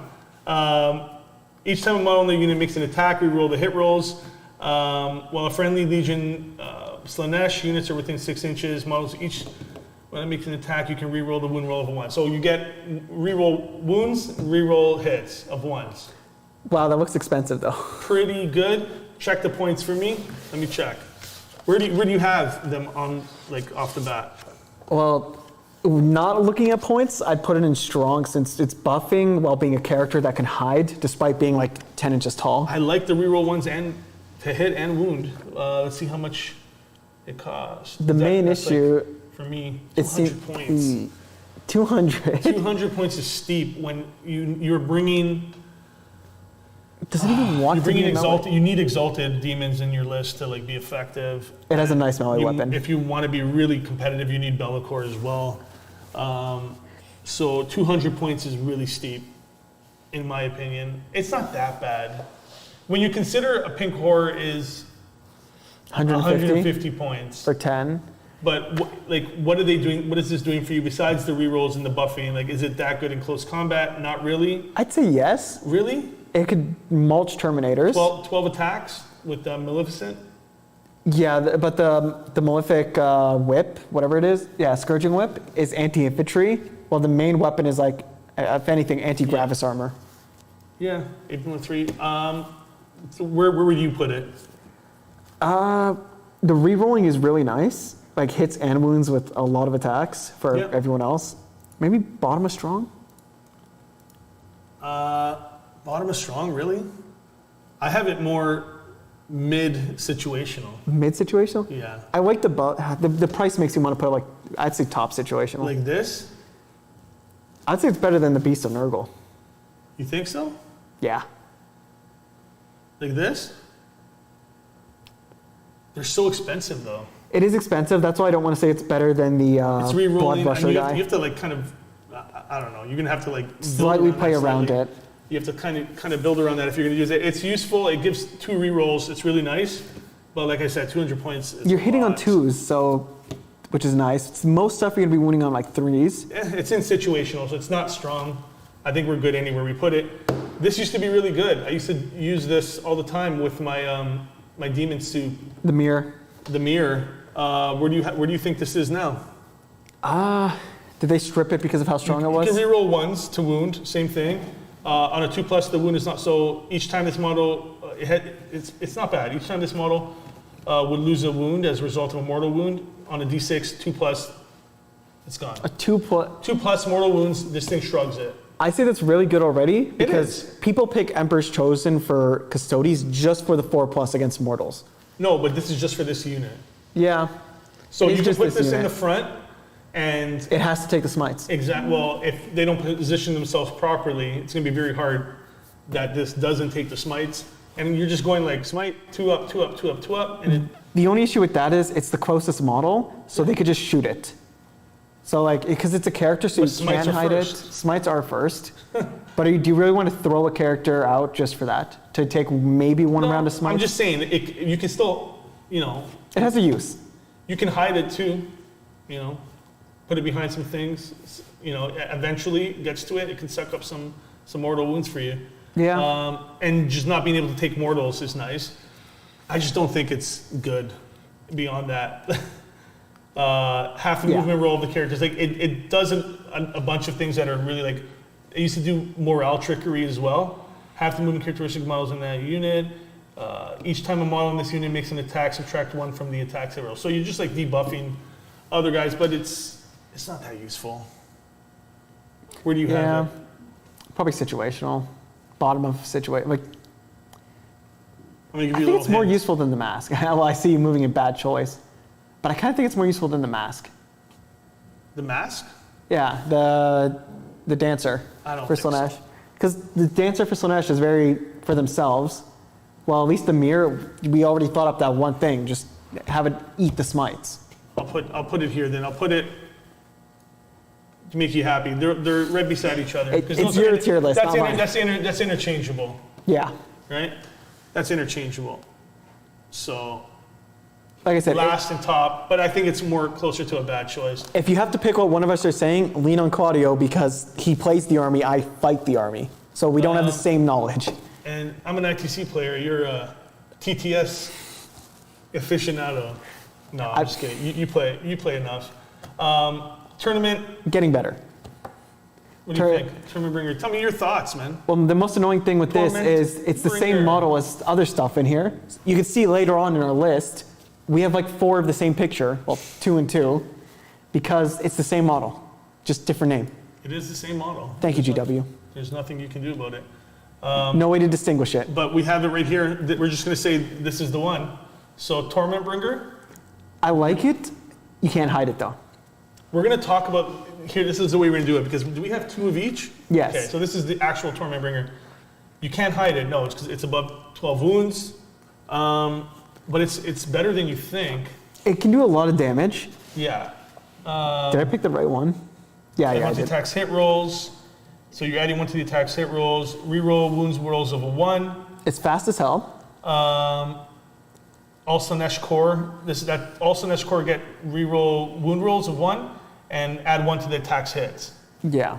That's really good. I'm just concerned. And roll d6 for each enemy unit within engagement range. 5+, that enemy unit suffers 1 mortal wound. Wow. At the end of the turn, add 2 to this model's attack characteristic. This is good. That's good. My biggest concern is it's toughness 5 while having, it's going to be targeted by like anti-vehicle It's weapons. 4 up. It's a 4 up no matter what. It's still tough. It's going to be targeted by like anti-vehicle stuff though. Who cares? Look at because how it's many 12 points wounds. is this? How many points is it? I hope like less than 200. It's way less than 200. What was it called again? Torment Bringer. Just Torment Bringer? It's the first one. It was, yeah, wait, Torment or Exalted Seeker Chariot. yeah. Exalted Secret Chariot, right? Yeah, 120. 120 points. That's, yeah, okay, really for 120, good. that's fairly And all the good. buffs it brings, this is going right here. Yeah. I'm just concerned about it getting shut off. That's. But 40K. it's cheap enough where it's like, That's cool. going right there. I think that's really good. That surprised me. That's really good for so far what I've seen besides Zinj. I like that. Yeah, It for gets a lot of 120 buffs. points, yeah, that kind of flips it a lot. The one you couldn't find, the Trance Weaver. Yeah, Transweaver. I don't know. Like I said, I couldn't find it. Reroll wound rolls of 1. So same thing. The Transweaver's actual ability in your command phase, select one friendly Demonette's core unit within 6 inches of the model. Unit starts the next command phase. Each time a model in that unit makes a melee attack, improve the armor penetration characteristic by 1. That is not. That's okay. It's still right. I'm not gonna like go It's crazy cheap. for that. It is pretty cheap. Cheaps, it has its job that it does. 5 attacks, 2 damage. User strength is only 4 though, so it's not going to be killing much. But weapon skill 2, movement 9. Nothing crazy here. I think it's going to be. It's not strong. It's not bad. I just have this as like a bottom of situational, middle situational. Yeah. Like over here, like I just where would you have use for this thing is what I'm going to be saying. If you're going pure Slanesh, having one or two would be nice. It's fine. High Minus 1 mobility. AP, adding 1 to the AP, not a big deal. Let's go to the actual Torment Bringer. Read this one out for everybody. And You'll notice as we get deeper into the book, we're near the end here, my knowledge just. Woo. go in, first. For some reason, you have Daemonettes? Demonettes first. The thing I was given didn't have this page, or it was in the wrong order. Okay, so let's go to these ones first. Whoops. Which So- one is which? I just kept it in the order it's going here. Some of them are mirrored to try to make them distinct, but it's all the same model. So. Okay, so tell me. Let's do the first one. Here, those so I can see. You can reroll wound rolls of 1. Yeah. Each time a ranged attack is made against this model, subtract 1. That's really nice, Yeah. especially since I don't think you can hide. Oh no, it's a character. You can hide it. Yeah, but how many wounds? 7. Okay, so you can. You can hide it. Each time this model finishes a charge move, roll 4d6 for good. each enemy unit. Wait, each enemy unit. Yep. For each 5 plus That was that the other enemy one unit. as well. So if They're you not like bad. multi-charge like 3 units, it's just like meat grinded. Yeah. To the end of the turn, add 2. Yep, that's nice. And add 1 to the hit roll. What do you think? How are you supposed to add 1 to the hit roll when you always hit on 2s anyway? I guess if they're Well, minus 1 to AP hit. minus 1, but I think it's just like It's good. situational. I don't think it's bad. I don't think it's strong. I think a lot of It's this decent. codex is just in the center there. It's just like there's a lot of opportunities with a lot of different things. And then we have the other Torment Bringer, which is this is on a Hellflare. It's This was on the what, Chariot. the not named. No, it's still a character. This is so I'm gonna go like this because they're just like that side by side. I think this one's a little bit better though. It's a character under 12. It's not 12 wounds like the other, so it's easier to hide. Yeah. I think the Chariot's a little bit better. Just for the fact. That multi-charge thing you could do. Yeah. The scything impact. Yeah. Add 2 to the attacks. Yeah. So I with think the the Chariot's a malefic, little bit better. it would have 14 attacks. 14 attacks. They're good. Like Slanesh is good. You can do a lot of stuff with them. I don't know why you have this here. Because that was the other one. Which one? Oh, I think that maybe that's what I thought that was. Because 1, 2, 3. Oh. Whoops. We have an extra picture. Woo! Delete it. Okay, so I can't delete it. put it at the bottom. Demonettes. They're really good. The troop choice, yeah. Yeah, they're good troop choice. If you're playing Slanesh, they're really good. They're very fast. T3, they move 10. The moving 10 is the big part. They're good. They don't have any like trickery like the other ones have. Like they don't do what the pink horrors do. They don't do what Plague Bears do. Obviously, they're not as tough. There's outside buffs you could give them, but You can buff them. They have a Yeah. 4-up, 5-up demon save. They're good. Like honestly, they're so quick. You can just move them anywhere you want. And there's a lot of things in the codex to buff them, Yeah. especially spells and things they like just that. want to get their fast hit and try to avoid the shots coming. They're good. I'm not gonna say they're strong or anything. You know what? They might be strong. If I'm thinking purely from Slanesh, you need them, they're good. I don't want to put them ahead of Blue Horrors though, because I think they're OBSEC, right? Yeah, they're ahead of Blue Horrors. Yeah, they're like right here. They're OBSEC. They're 10 inches. You can advance them. Yeah. So that's like up to 16 inches actually, on your troop choice. Probably like that, to be honest with you. I'm just thinking they'd be amazing at stealing an objective. Yeah, they are. They probably are going to be really good at stealing objectives. I'll put them at the top 3 of strong. You disagree with that? No. What about fiends? What do you have 2 fiends? Oh, those are the seekers. One's fiend, one is seekers. Yeah. So fiends, where do they fit in here with our? They seem like a heavier hitter. They're just D3 damage. They're elite. They move 14. They just seem like heavier hit, like a heavy hitter for the army. Yeah, 4 or 5. Like honestly, they're cheap. Is what the good thing about them. They're cheap. I just realized their heavy hitting weapon is Malefic 1, so you get 1 attack with it. Yeah. And the rest is with the Mook Slayer. Yep, it's still 2 damage. It's still 2 damage. I wouldn't call that a Mook Slayer. Well, at this point, Primaris Marines are Mooks. No. Kind of. But Marines aren't great, and things. Everything's getting 2 damage. Like Marines it's all Mook aren't Slayers. great. You haven't played Blood Angels, I guess. No, Blood Angels are good. But there's like 3 good chapters out of like 12. I disagree. Marines are still good. They're decent. They're not going to like win you a tournament, but they're still good. I think I have these guys as situational, but they're pretty good. They're like up here. What do you think? I don't think they're strong or anything along those lines.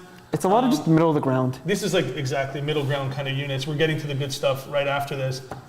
Seekers, same thing. They're just, you get to Malefic 2. Well, I think the best thing is 16-inch movement. They're so fast, yeah. And speed is really good in this game. But, yeah, they're cheap. What's their ability? They have unholy speed. Yeah. Add 1 to the charge rolls. Yeah. That's nice. Do you want to be in close combat with them, though? They do have a lot of attacks. They do, but... And it's decent attacks. They're going to get beat pretty easily because they have a 5-up. Why is the Malefic weapon no AP? Yeah, they don't hit that hard in close combat, but they do get a lot of attacks. These are Mook Slayers. I kind of want to move these into like, I'm thinking like engage on all fronts. I'm thinking like doing actions, getting them in corners. There's not many actions they could do. Why? Oh, they have cavalry actually. Yeah. They're just fast. You can get them where you need them. I like them. Yeah, they're good. I'll put them ahead of these ones. Actually, I'm gonna put them like over here. I think they're pretty good. I've changed my mind. What do you think? Changed my mind. What do you think? Where do they belong? With how fast they are, they could be objective monkeys. Add a different word for them. I honestly. R&D, these guys are here. Yeah, they can do all that. I think they could actually do it better than the Screamers. Yeah, and I honestly think these fiends are like really good. 2 wounds each, a lot of attacks. Looking at the fiends, they're 3 damage, 2 damage, they're really good. They have a lot of attacks too. Yeah, and the 14, these guys are good. You're gonna be picking up a bucket with the fiends and the Seekers. I do like the fiends. They're the heavy hitters. Yeah, they're up there. Should I dare call them? That's why I had another one. Okay. Wait, then there's another one. What did they? How many of them do they have? Do they not? They have 5 of these chariots. Okay, the Hellfire, the Seeker Chariot. Let's just rank this all together. 6 of these they're pretty much all the same. They're pretty much all the same, but they're gonna have a little bit different. They're the not character versions. Yeah. So Malefic's like basically each one of these has very minimal differences, and it's usually because like Scythian Impact. This one has cut down the foe. Maleficent 6. Axe abilities, like they're very similar in what you want to do with them, but I don't want to put 5 units of these up there. I already put 4 we already in, have and that was 4. too There's many. going to be 7 of these. It's going to be really confusing. I think so 6. They let's have just leave that off for now. Let's just leave this off. These guys, I would put them in like situational. Wait, this one's heavy areas. attack. Oh, heavy support. It's a different because this is what. But the character version is elite. It's elite. Yeah. Whatever. Oh, but then there's like, whatever. I think he's getting confused. There's like 7 of the same model. Bellicor, finally. Oh, there we go. Undivided. Oh, undivided. The things Bellicor can do are undeniably the best in this codex. Undividedly? Undeniably. He's so good. He's 420 points, and he's worth every single one of those points. Yeah. He rerolls. Okay, first of all, let me just do this. I just realized we missed the Slaanesh Forge World. I think we had it and got rid of it because you see it's Forge World. Yeah. It's the same thing as the Forge rest. World stuff, put them all in don't take. Rewind the video, watch what we said about the others. And tell them to kill themselves because they are bad. Because they're warp spawn and should be banished. Let's get into the Belcore because this is what we want to talk about. Shadow form, he's tanky as hell. So tanky as warp. Let's just go over what happens to this guy when you shoot at him. Each time an attack is made against this model, opponent can't reroll the hits. Okay, that's number one. That's brutal. Each time an attack is made against this model, subtract 1 from the hit rolls, subtract 1 from the damage rolls. Okay, so attack rolls and wound rolls and damage. Thank you, Botan. So you can't. So -1 to hit, -1 to wound, and -1 damage, and you can't reroll hit rolls against them. That's ridiculously tanky. I don't care what anybody says. How many wounds does he have? 20. Yeah, there we go. Okay, and while enemy units within 6 inches of this model, subtract 1 from the leadership characteristic of the models. Each time a combat attrition test is taken for this, subtract 1 from the combat attrition. Not that big, but whatever. It's there. It's for free. It helps you deep strike easier. Yep. What do you mean? Oh, because the deep strike, the demonic manifestation. Yeah. You go by the leadership for the deep strike, leadership, yeah. and he's -1 to the enemy's leadership. So it's like, there. Now your blood letters are right next to him. Yep. So while friendly Legion units are within range of him, he gives rerolls to 1 for everybody. That excluding vehicles, but he gives everybody rerolls, including characters. Including himself? Including himself. Oh. He gives himself rerolls. Spiteful Jealousy. If your army is Battleforged, you cannot include. So you basically can't take a Demon Prince if he's in the detachment. Makes sense. He hates all the other He's the king gods. of the Demon Prince. So why would you want a Demon Prince there? Well, he hates all the other gods anyway. Exactly. Even though he uses all of them, he's kind of like Mortarion. Yeah. He's like, I hate psychers, and then he just goes. He is a psyker. And he just does like some psychic powers. It's like hypocrite. Okay. So that's that. Then he has access to the Noctic Disciplines. Is that only his? Yes. Well, it's undivided. Oh, okay. But it's so good. So good. He has Warp Locus. He can summon things in. There's nothing worse in life than a Bellicor walking up to your deployment zone. There's nothing you can do about it, and he summons a Bloodthirster in your face. That's gonna ruin your day, right? Like, it doesn't matter what kind of army you have. You see him and a Bloodthirster right beside you, you're just like, gee, what do I do here? So what I've noticed so far through the whole book, they do feel like a very demonic horde. You're fighting them, stuff's warping in, stuff's teleporting around. You just can't seem to hurt them. Yeah, they're very cool. outer-worldly, exactly.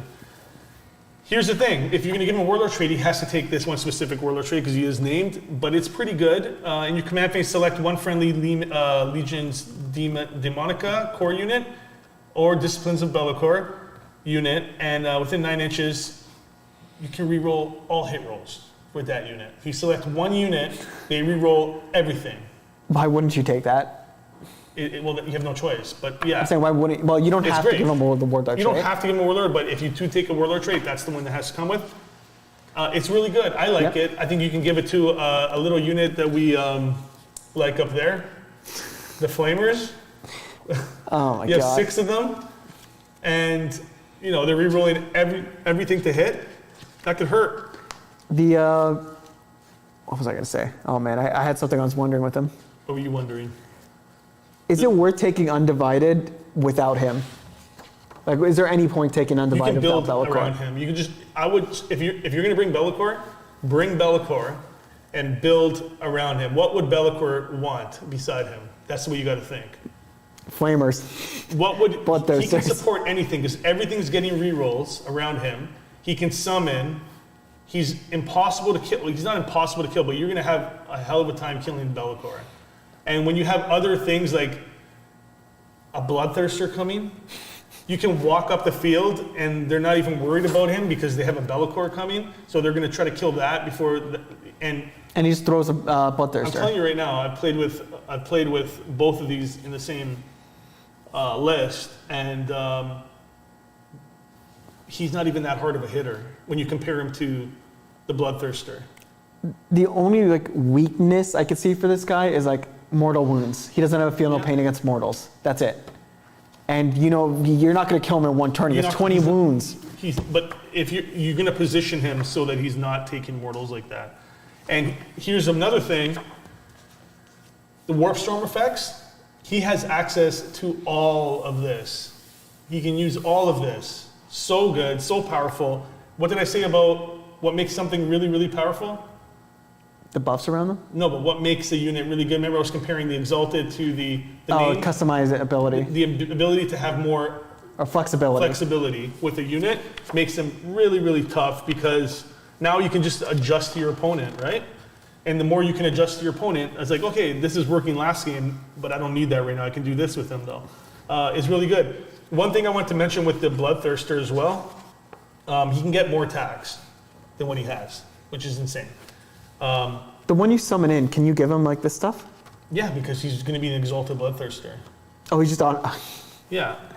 Like you can still get, he's still a Bloodthirster. You can just, you know, he's in your list. You have to pay for him. It's not like a free Bloodthirster. Oh, okay. I thought he was a free Bloodthirster. Oh yeah. Okay. Here's 300-point model for free.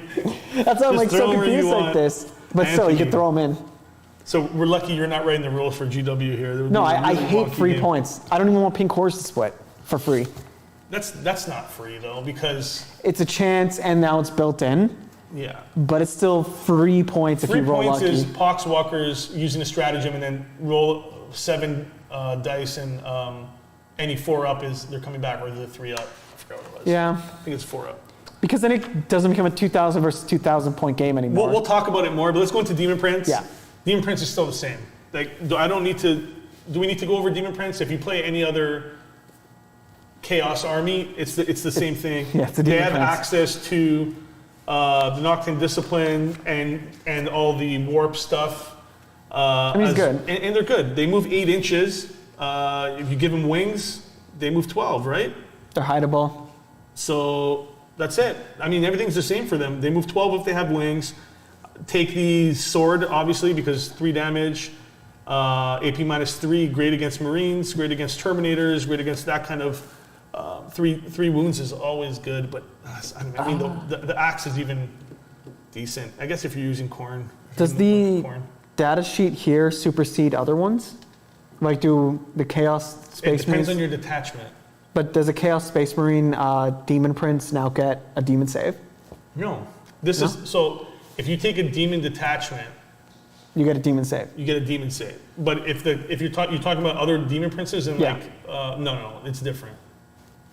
I'm pretty sure in this. Even though it's the same, like. But it's not from the same book. It's from like you're talking about like a Chaos Demon Prince from Chaos. Sometimes they update stuff. Like I don't know. Somebody let us know for that. As far as I know, no, it doesn't. I think we would have known by now. Yeah. So I don't think those ones get demon saves. But who's going to take an old Demon Prince when you can take this one now? Well, I'm just thinking like if you're playing Chaos Space Marines. Yeah. You take their Demon Prince and their Codex. Yeah. Yeah. So. Listen, let's just cut to the chase. He's good. He's strong. Do I have him ahead of these guys? I think he's cheaper, so I'm going to put him ahead. He just does so much too. He casts 2 spells.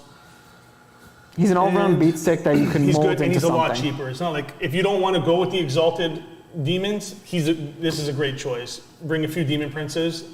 I definitely say bring a Be'lakor, but remember if you do bring Be'lakor, this guy has to be in your another detachment. And bringing us the Soul Grinder, I'm very surprised how much I like this unit. What do you think about it? They're heavy hitter. Yeah. Like it's heavy support, so it makes sense. They have good guns. They have good melee. Good guns, good melee. I really like the melee. Yep. D3 + 3. Survivability not as high as other things in the Codex, obviously, but still really good. A lot of attacks. Yep. And it has this. Demonic rewards. This model has the... If they have the keyword. If they have the keyword, you can give them what's aligned with it. So Corrin gets add 2 to the model's attack characteristic, obviously to make it better in combat. If it's Tzeentch, they have demon save of a 4/4, so instead of a 5/4, they go to a 4/4 demon save. That one's eh. Keyword Nurgle, they get add 1 to the model's toughness. That's Toughness pretty good. 9. It's T9. Add 4 to the model's movement characteristic if you're Slaanesh, making sense because they're Slaanesh, they move faster. I like all of them but Tzeentch's, because it's just a +1 to the save in melee. It's not bad. It's nothing crazy. I think the best one here is pretty obvious. Either the 2 attacks in close combat or the I was one. going to say Slaanesh. Slaanesh? He's now movement 12. It's pretty good. Yeah, those are all the best ones. But I think, I don't know, the 1 toughness is nice too. Strength Toughness 9. 9. Toughness 9 is so tanky. I've already seen that moves, with both. T9. Like 5 attacks, but I do like the 2 extra attacks in close combat. most of the choices are good.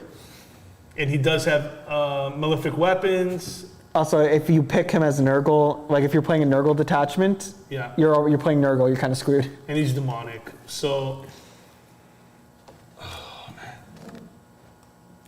This unit has a fallen abilities.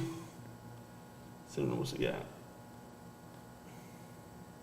I think I'd put him in situational, actually. Yeah, he is really good. He's good, he's adaptable. I don't think he's a must-have. I think he's strong. I think he's really strong. In melee, he definitely is. Oh, actually, he has good guns, too. He can shoot. He does a lot for you. And remember, this army doesn't have a lot of shooting. Like, he has an besides auto flamers, cannon. Those are only 18 inches. He's an autocannon and a battle cannon. I'm gonna save he's like right here. That high up? Yeah, like he's really good. I have my blood letters here. I have my demonettes here. I think one thing I would change is maybe put these guys up there because they are really good. I like these a lot. The Fiends? The Fiends are really good. Yeah. Like the more I look at them, the more I like them because like they're just heavy hitters that are fast with a lot of attacks. And that is the end of the list. This is just an extra one that we didn't want to. It's because there was 7 of them. Like we can't. It's going to be so confusing to look at when you have 7 of one 7 model. of these. It's already confusing with 3. Yeah, unless we put like a letter on it or something, or maybe next time. But what do you think of the codex overall? A lot of units. My neck is hurting from turning towards the monitor. Like, ooh. You gonna be okay? Yeah, I'm fine. But it's a lot of models. I'm kind of surprised at how many meh models there are. Like what? So it's the flamers don't roll to hit. Pink horror flamers do have to roll to hit. They're assault, not auto hit. Which flamers are you talking about? Before you said one of the flamers you have to roll to hit. And the pink horror ones you don't. You still roll to hit. Pink horrors. So pink horrors roll to hit. That's what you told me. Pink horrors roll to hit. Yes. Yeah. The ones that don't roll. The only flamers that don't roll to hit are the. This flamers is Tzeentch. No, those still don't roll. They auto hit.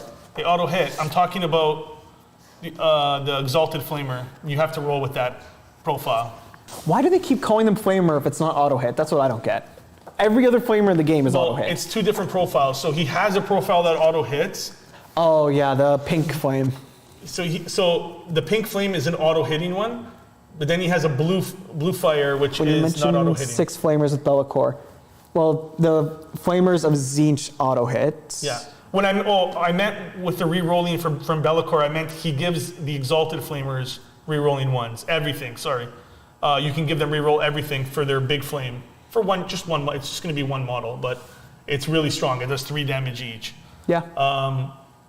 Otherwise, he would just give his aura of re-roll 1s to other exalted flamers. And yeah, if you want to bring a burning chariot, same thing. They don't auto hit either unless you're using the smaller attacks. Yeah. Otherwise, it's really good. Exalted flamers. Yeah. Oh, the 6 flamers? No, the 6 flamers auto hit. Don't worry about the 6 flamers. There are a lot more than 12 chapters. I don't have like 12 or 13 playable chapters right now. For what? Space Marines. There's a lot more than that. Playable? There's the 8 in the book, or like 6 or 7 in the book. The main chapters. Yeah. Then there's I play Soul Drinkers and I but play them as whatever I want. That's not a playable one. It's not in a codex. No, like, yeah. And it doesn't have its specific. own codex. No.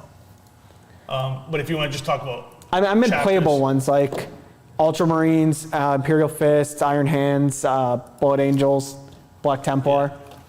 Biggest surprise out of the Codex. There was actually one that surprised me a lot. I think it was it the Fleshhounds? There was something I was surprised was up there. Which ones? Oh, I think it was one of the Fluxmaster. You like the Fluxmaster? And now I like him, but That's I'm your most surprised impressive? for how good he is. Yeah. Honestly, yeah, he is really good. Like the Chariot. Oh, the biggest surprise was probably the altar being 50 points. The Blood Altar, Skull Altar. This guy right here, is more like right here. And I'm actually going to change my mind on this guy right here. Yeah. Because he's just so good. Automatically wounds the targets. Like, are we talking about the same guy here? I'm talking about the Skull Altar, and then the Flux Master as well, or Fate Skimmer. Oh, the Fate Skimmer. Fate Skimmer. He's what you like? No love for Nurgle. No love for Nurgle. He's disappointing in this book. Nurgle is definitely not a good choice in this book.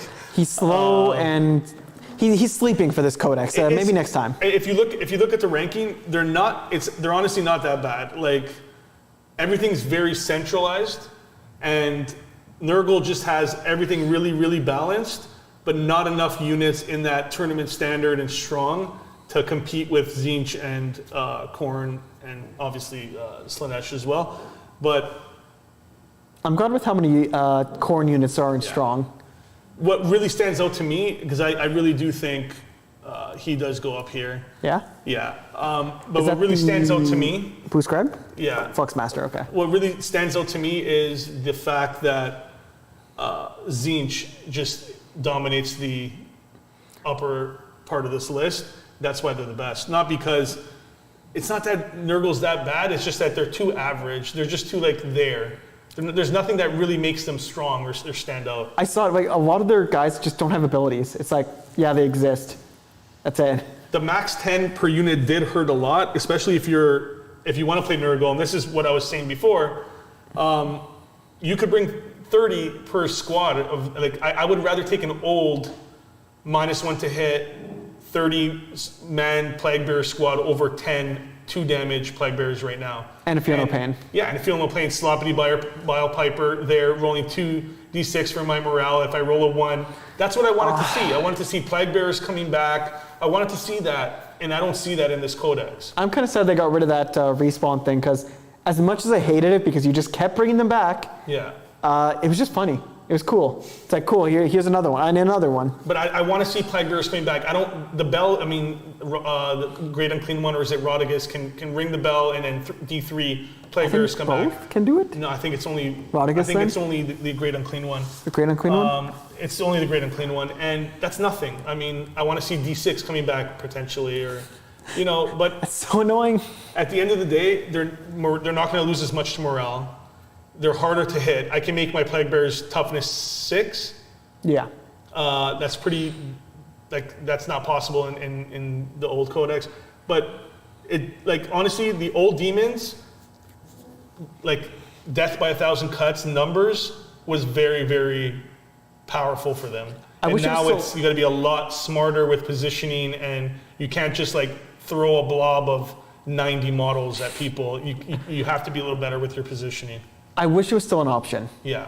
Because sometimes you just want to play a horde, and sometimes you just want to okay, I'm going to go super elite. I got all the greater demons. Well, now I want to go with the lesser demons. Here's the thing, though. The demon players that I know, hardcore demon players, want to bring that freaking blob of their army and just be look at this. The non-demon players are I would play demons. Unfortunately, I hate moving 150 models. So now you're going to get those players that, Phil, for example, that hates playing, I can't say he hates playing hordes because he plays Tyranids. He plays Skaven, yeah. And Skaven, but he's I like this. I like the combos you can do. I'm not going to lie. I do like pink. How can you not like pink horrors now? from before. Like they're way better now, but Plague Bearers in 10s, not for me. No, thank you. Yeah. Yeah. I'm used to moving a lot of models guard. I like Horde guard, but that's why it's like a shame. It's just you can't go infantry spam. I'm most impressed from when I opened this codex. I was just like, as soon as I saw the Bellicor and I was reading this now, I was just like 420 points, and I went to his stats. I'm like, okay. It just blew me away with how good he is. Please play Bellicor. He's so fun. If you're gonna take or him, not, if you don't want to stomp people. Should you take his Army of Renown? What's that? Should you take his Army of Renown? Would it just be a free upgrade if you're taking him anyway? Yeah. The, what is it, Disciples of Bellicor? Disciples of Bellicor, yeah. You get stratagems, you get more stuff. Yeah. Some free buffs. There's lots of things to look at in this codex. It's going to be like a evolution because things are going to change, I'm guaranteeing. Yeah, we're just looking at the data sheets. It's not including like, you could give a lot of Slaanesh advance and charge with all those attacks, or like Khorne, you could basically guarantee every charge. Yeah. But overall, it's really good. Guys, let us know in the comments what you guys think of the tier list, what you would change around. Let us know because, a lot of this is flexible, and I feel like it'd be a little decisive. Like, I feel like most there's tier so lists. many units. That's the thing. It's like this is really good for like Demonettes are really good, but they're not better than Pink Horrors. And it's like, yeah, but I like playing Slaanesh this way, and they are better than Pink Horrors in that situation. So, yeah. So Paul Ratcliffe, you just saw Paul's. Paul was on the show with his Chaos Clowns, his Circus of Slaughter, and what does he ask here? Of laughter? Slaughter. Slaughter with laughter. Oh, slaughter. Slaughter? Yeah. He had Demonettes in it, yeah. Disciplines need to have balance, number from each god. Yeah. They do? Oh. Yeah, they do. That could be annoying. Yeah. Because now you have to take Nurgle. But that is the Codex. And it'll be fun seeing other tier lists, because I feel like it'll be very different. Other than the Forge World stuff, that's all in the bin. It'll change. Honestly, my mind might change. As I play this more, my mind will change a little bit more on different units. But right now, I think this is the core way you want to play Demons right now. First impressions. I want Nurgle to be good, but they're just not at this level yet. They're not at that level yet. But anyways, so that's the tier ranking. Let us know what you guys want to see. Please let us know if you want to see a specific tier ranking for an army. We'd love to do it for you guys. This is another episode. We're going to be having another battle report coming out soon with Rami and yourself, your guard versus his Tyranids. I finally get to play guard in a battle report in a Monday night matchup. So that'll be really fun to watch because that was a spectacle. A lot of models on the board, a lot of explosions. It was really fun. Thanks for everybody for joining us tonight. It was a good time, and I love this codex. Honestly, my impressions of this codex is just pure fun. There's like so many things you can do. There's so many little combinations. I love that. That's my favorite part of 40K, playing 40K at least. I like options. That's what I like. You play guard, so you better. You need other options. What other armies should I play? I just like options in the army instead of like Votann, there's like 10 models. Everyone's doing the same thing. Justin says knights. Okay, maybe they're next. Okay. All right, so make sure to comment, like, and subscribe, and hit the notification bell, because we can see the numbers. It's good. Hit it. Yeah, we appreciate all your support, guys, and everybody subscribing and commenting allows us to keep doing this and making videos for everybody. We appreciate it a lot. We really, really appreciate it. If you want to support us some more, share the video with some friends. Yeah. Spread us around. Spread us around like Nurgle would. I was going to say like Slaanesh. Oh, man. I had to put one more in. Oh, God. Okay. See you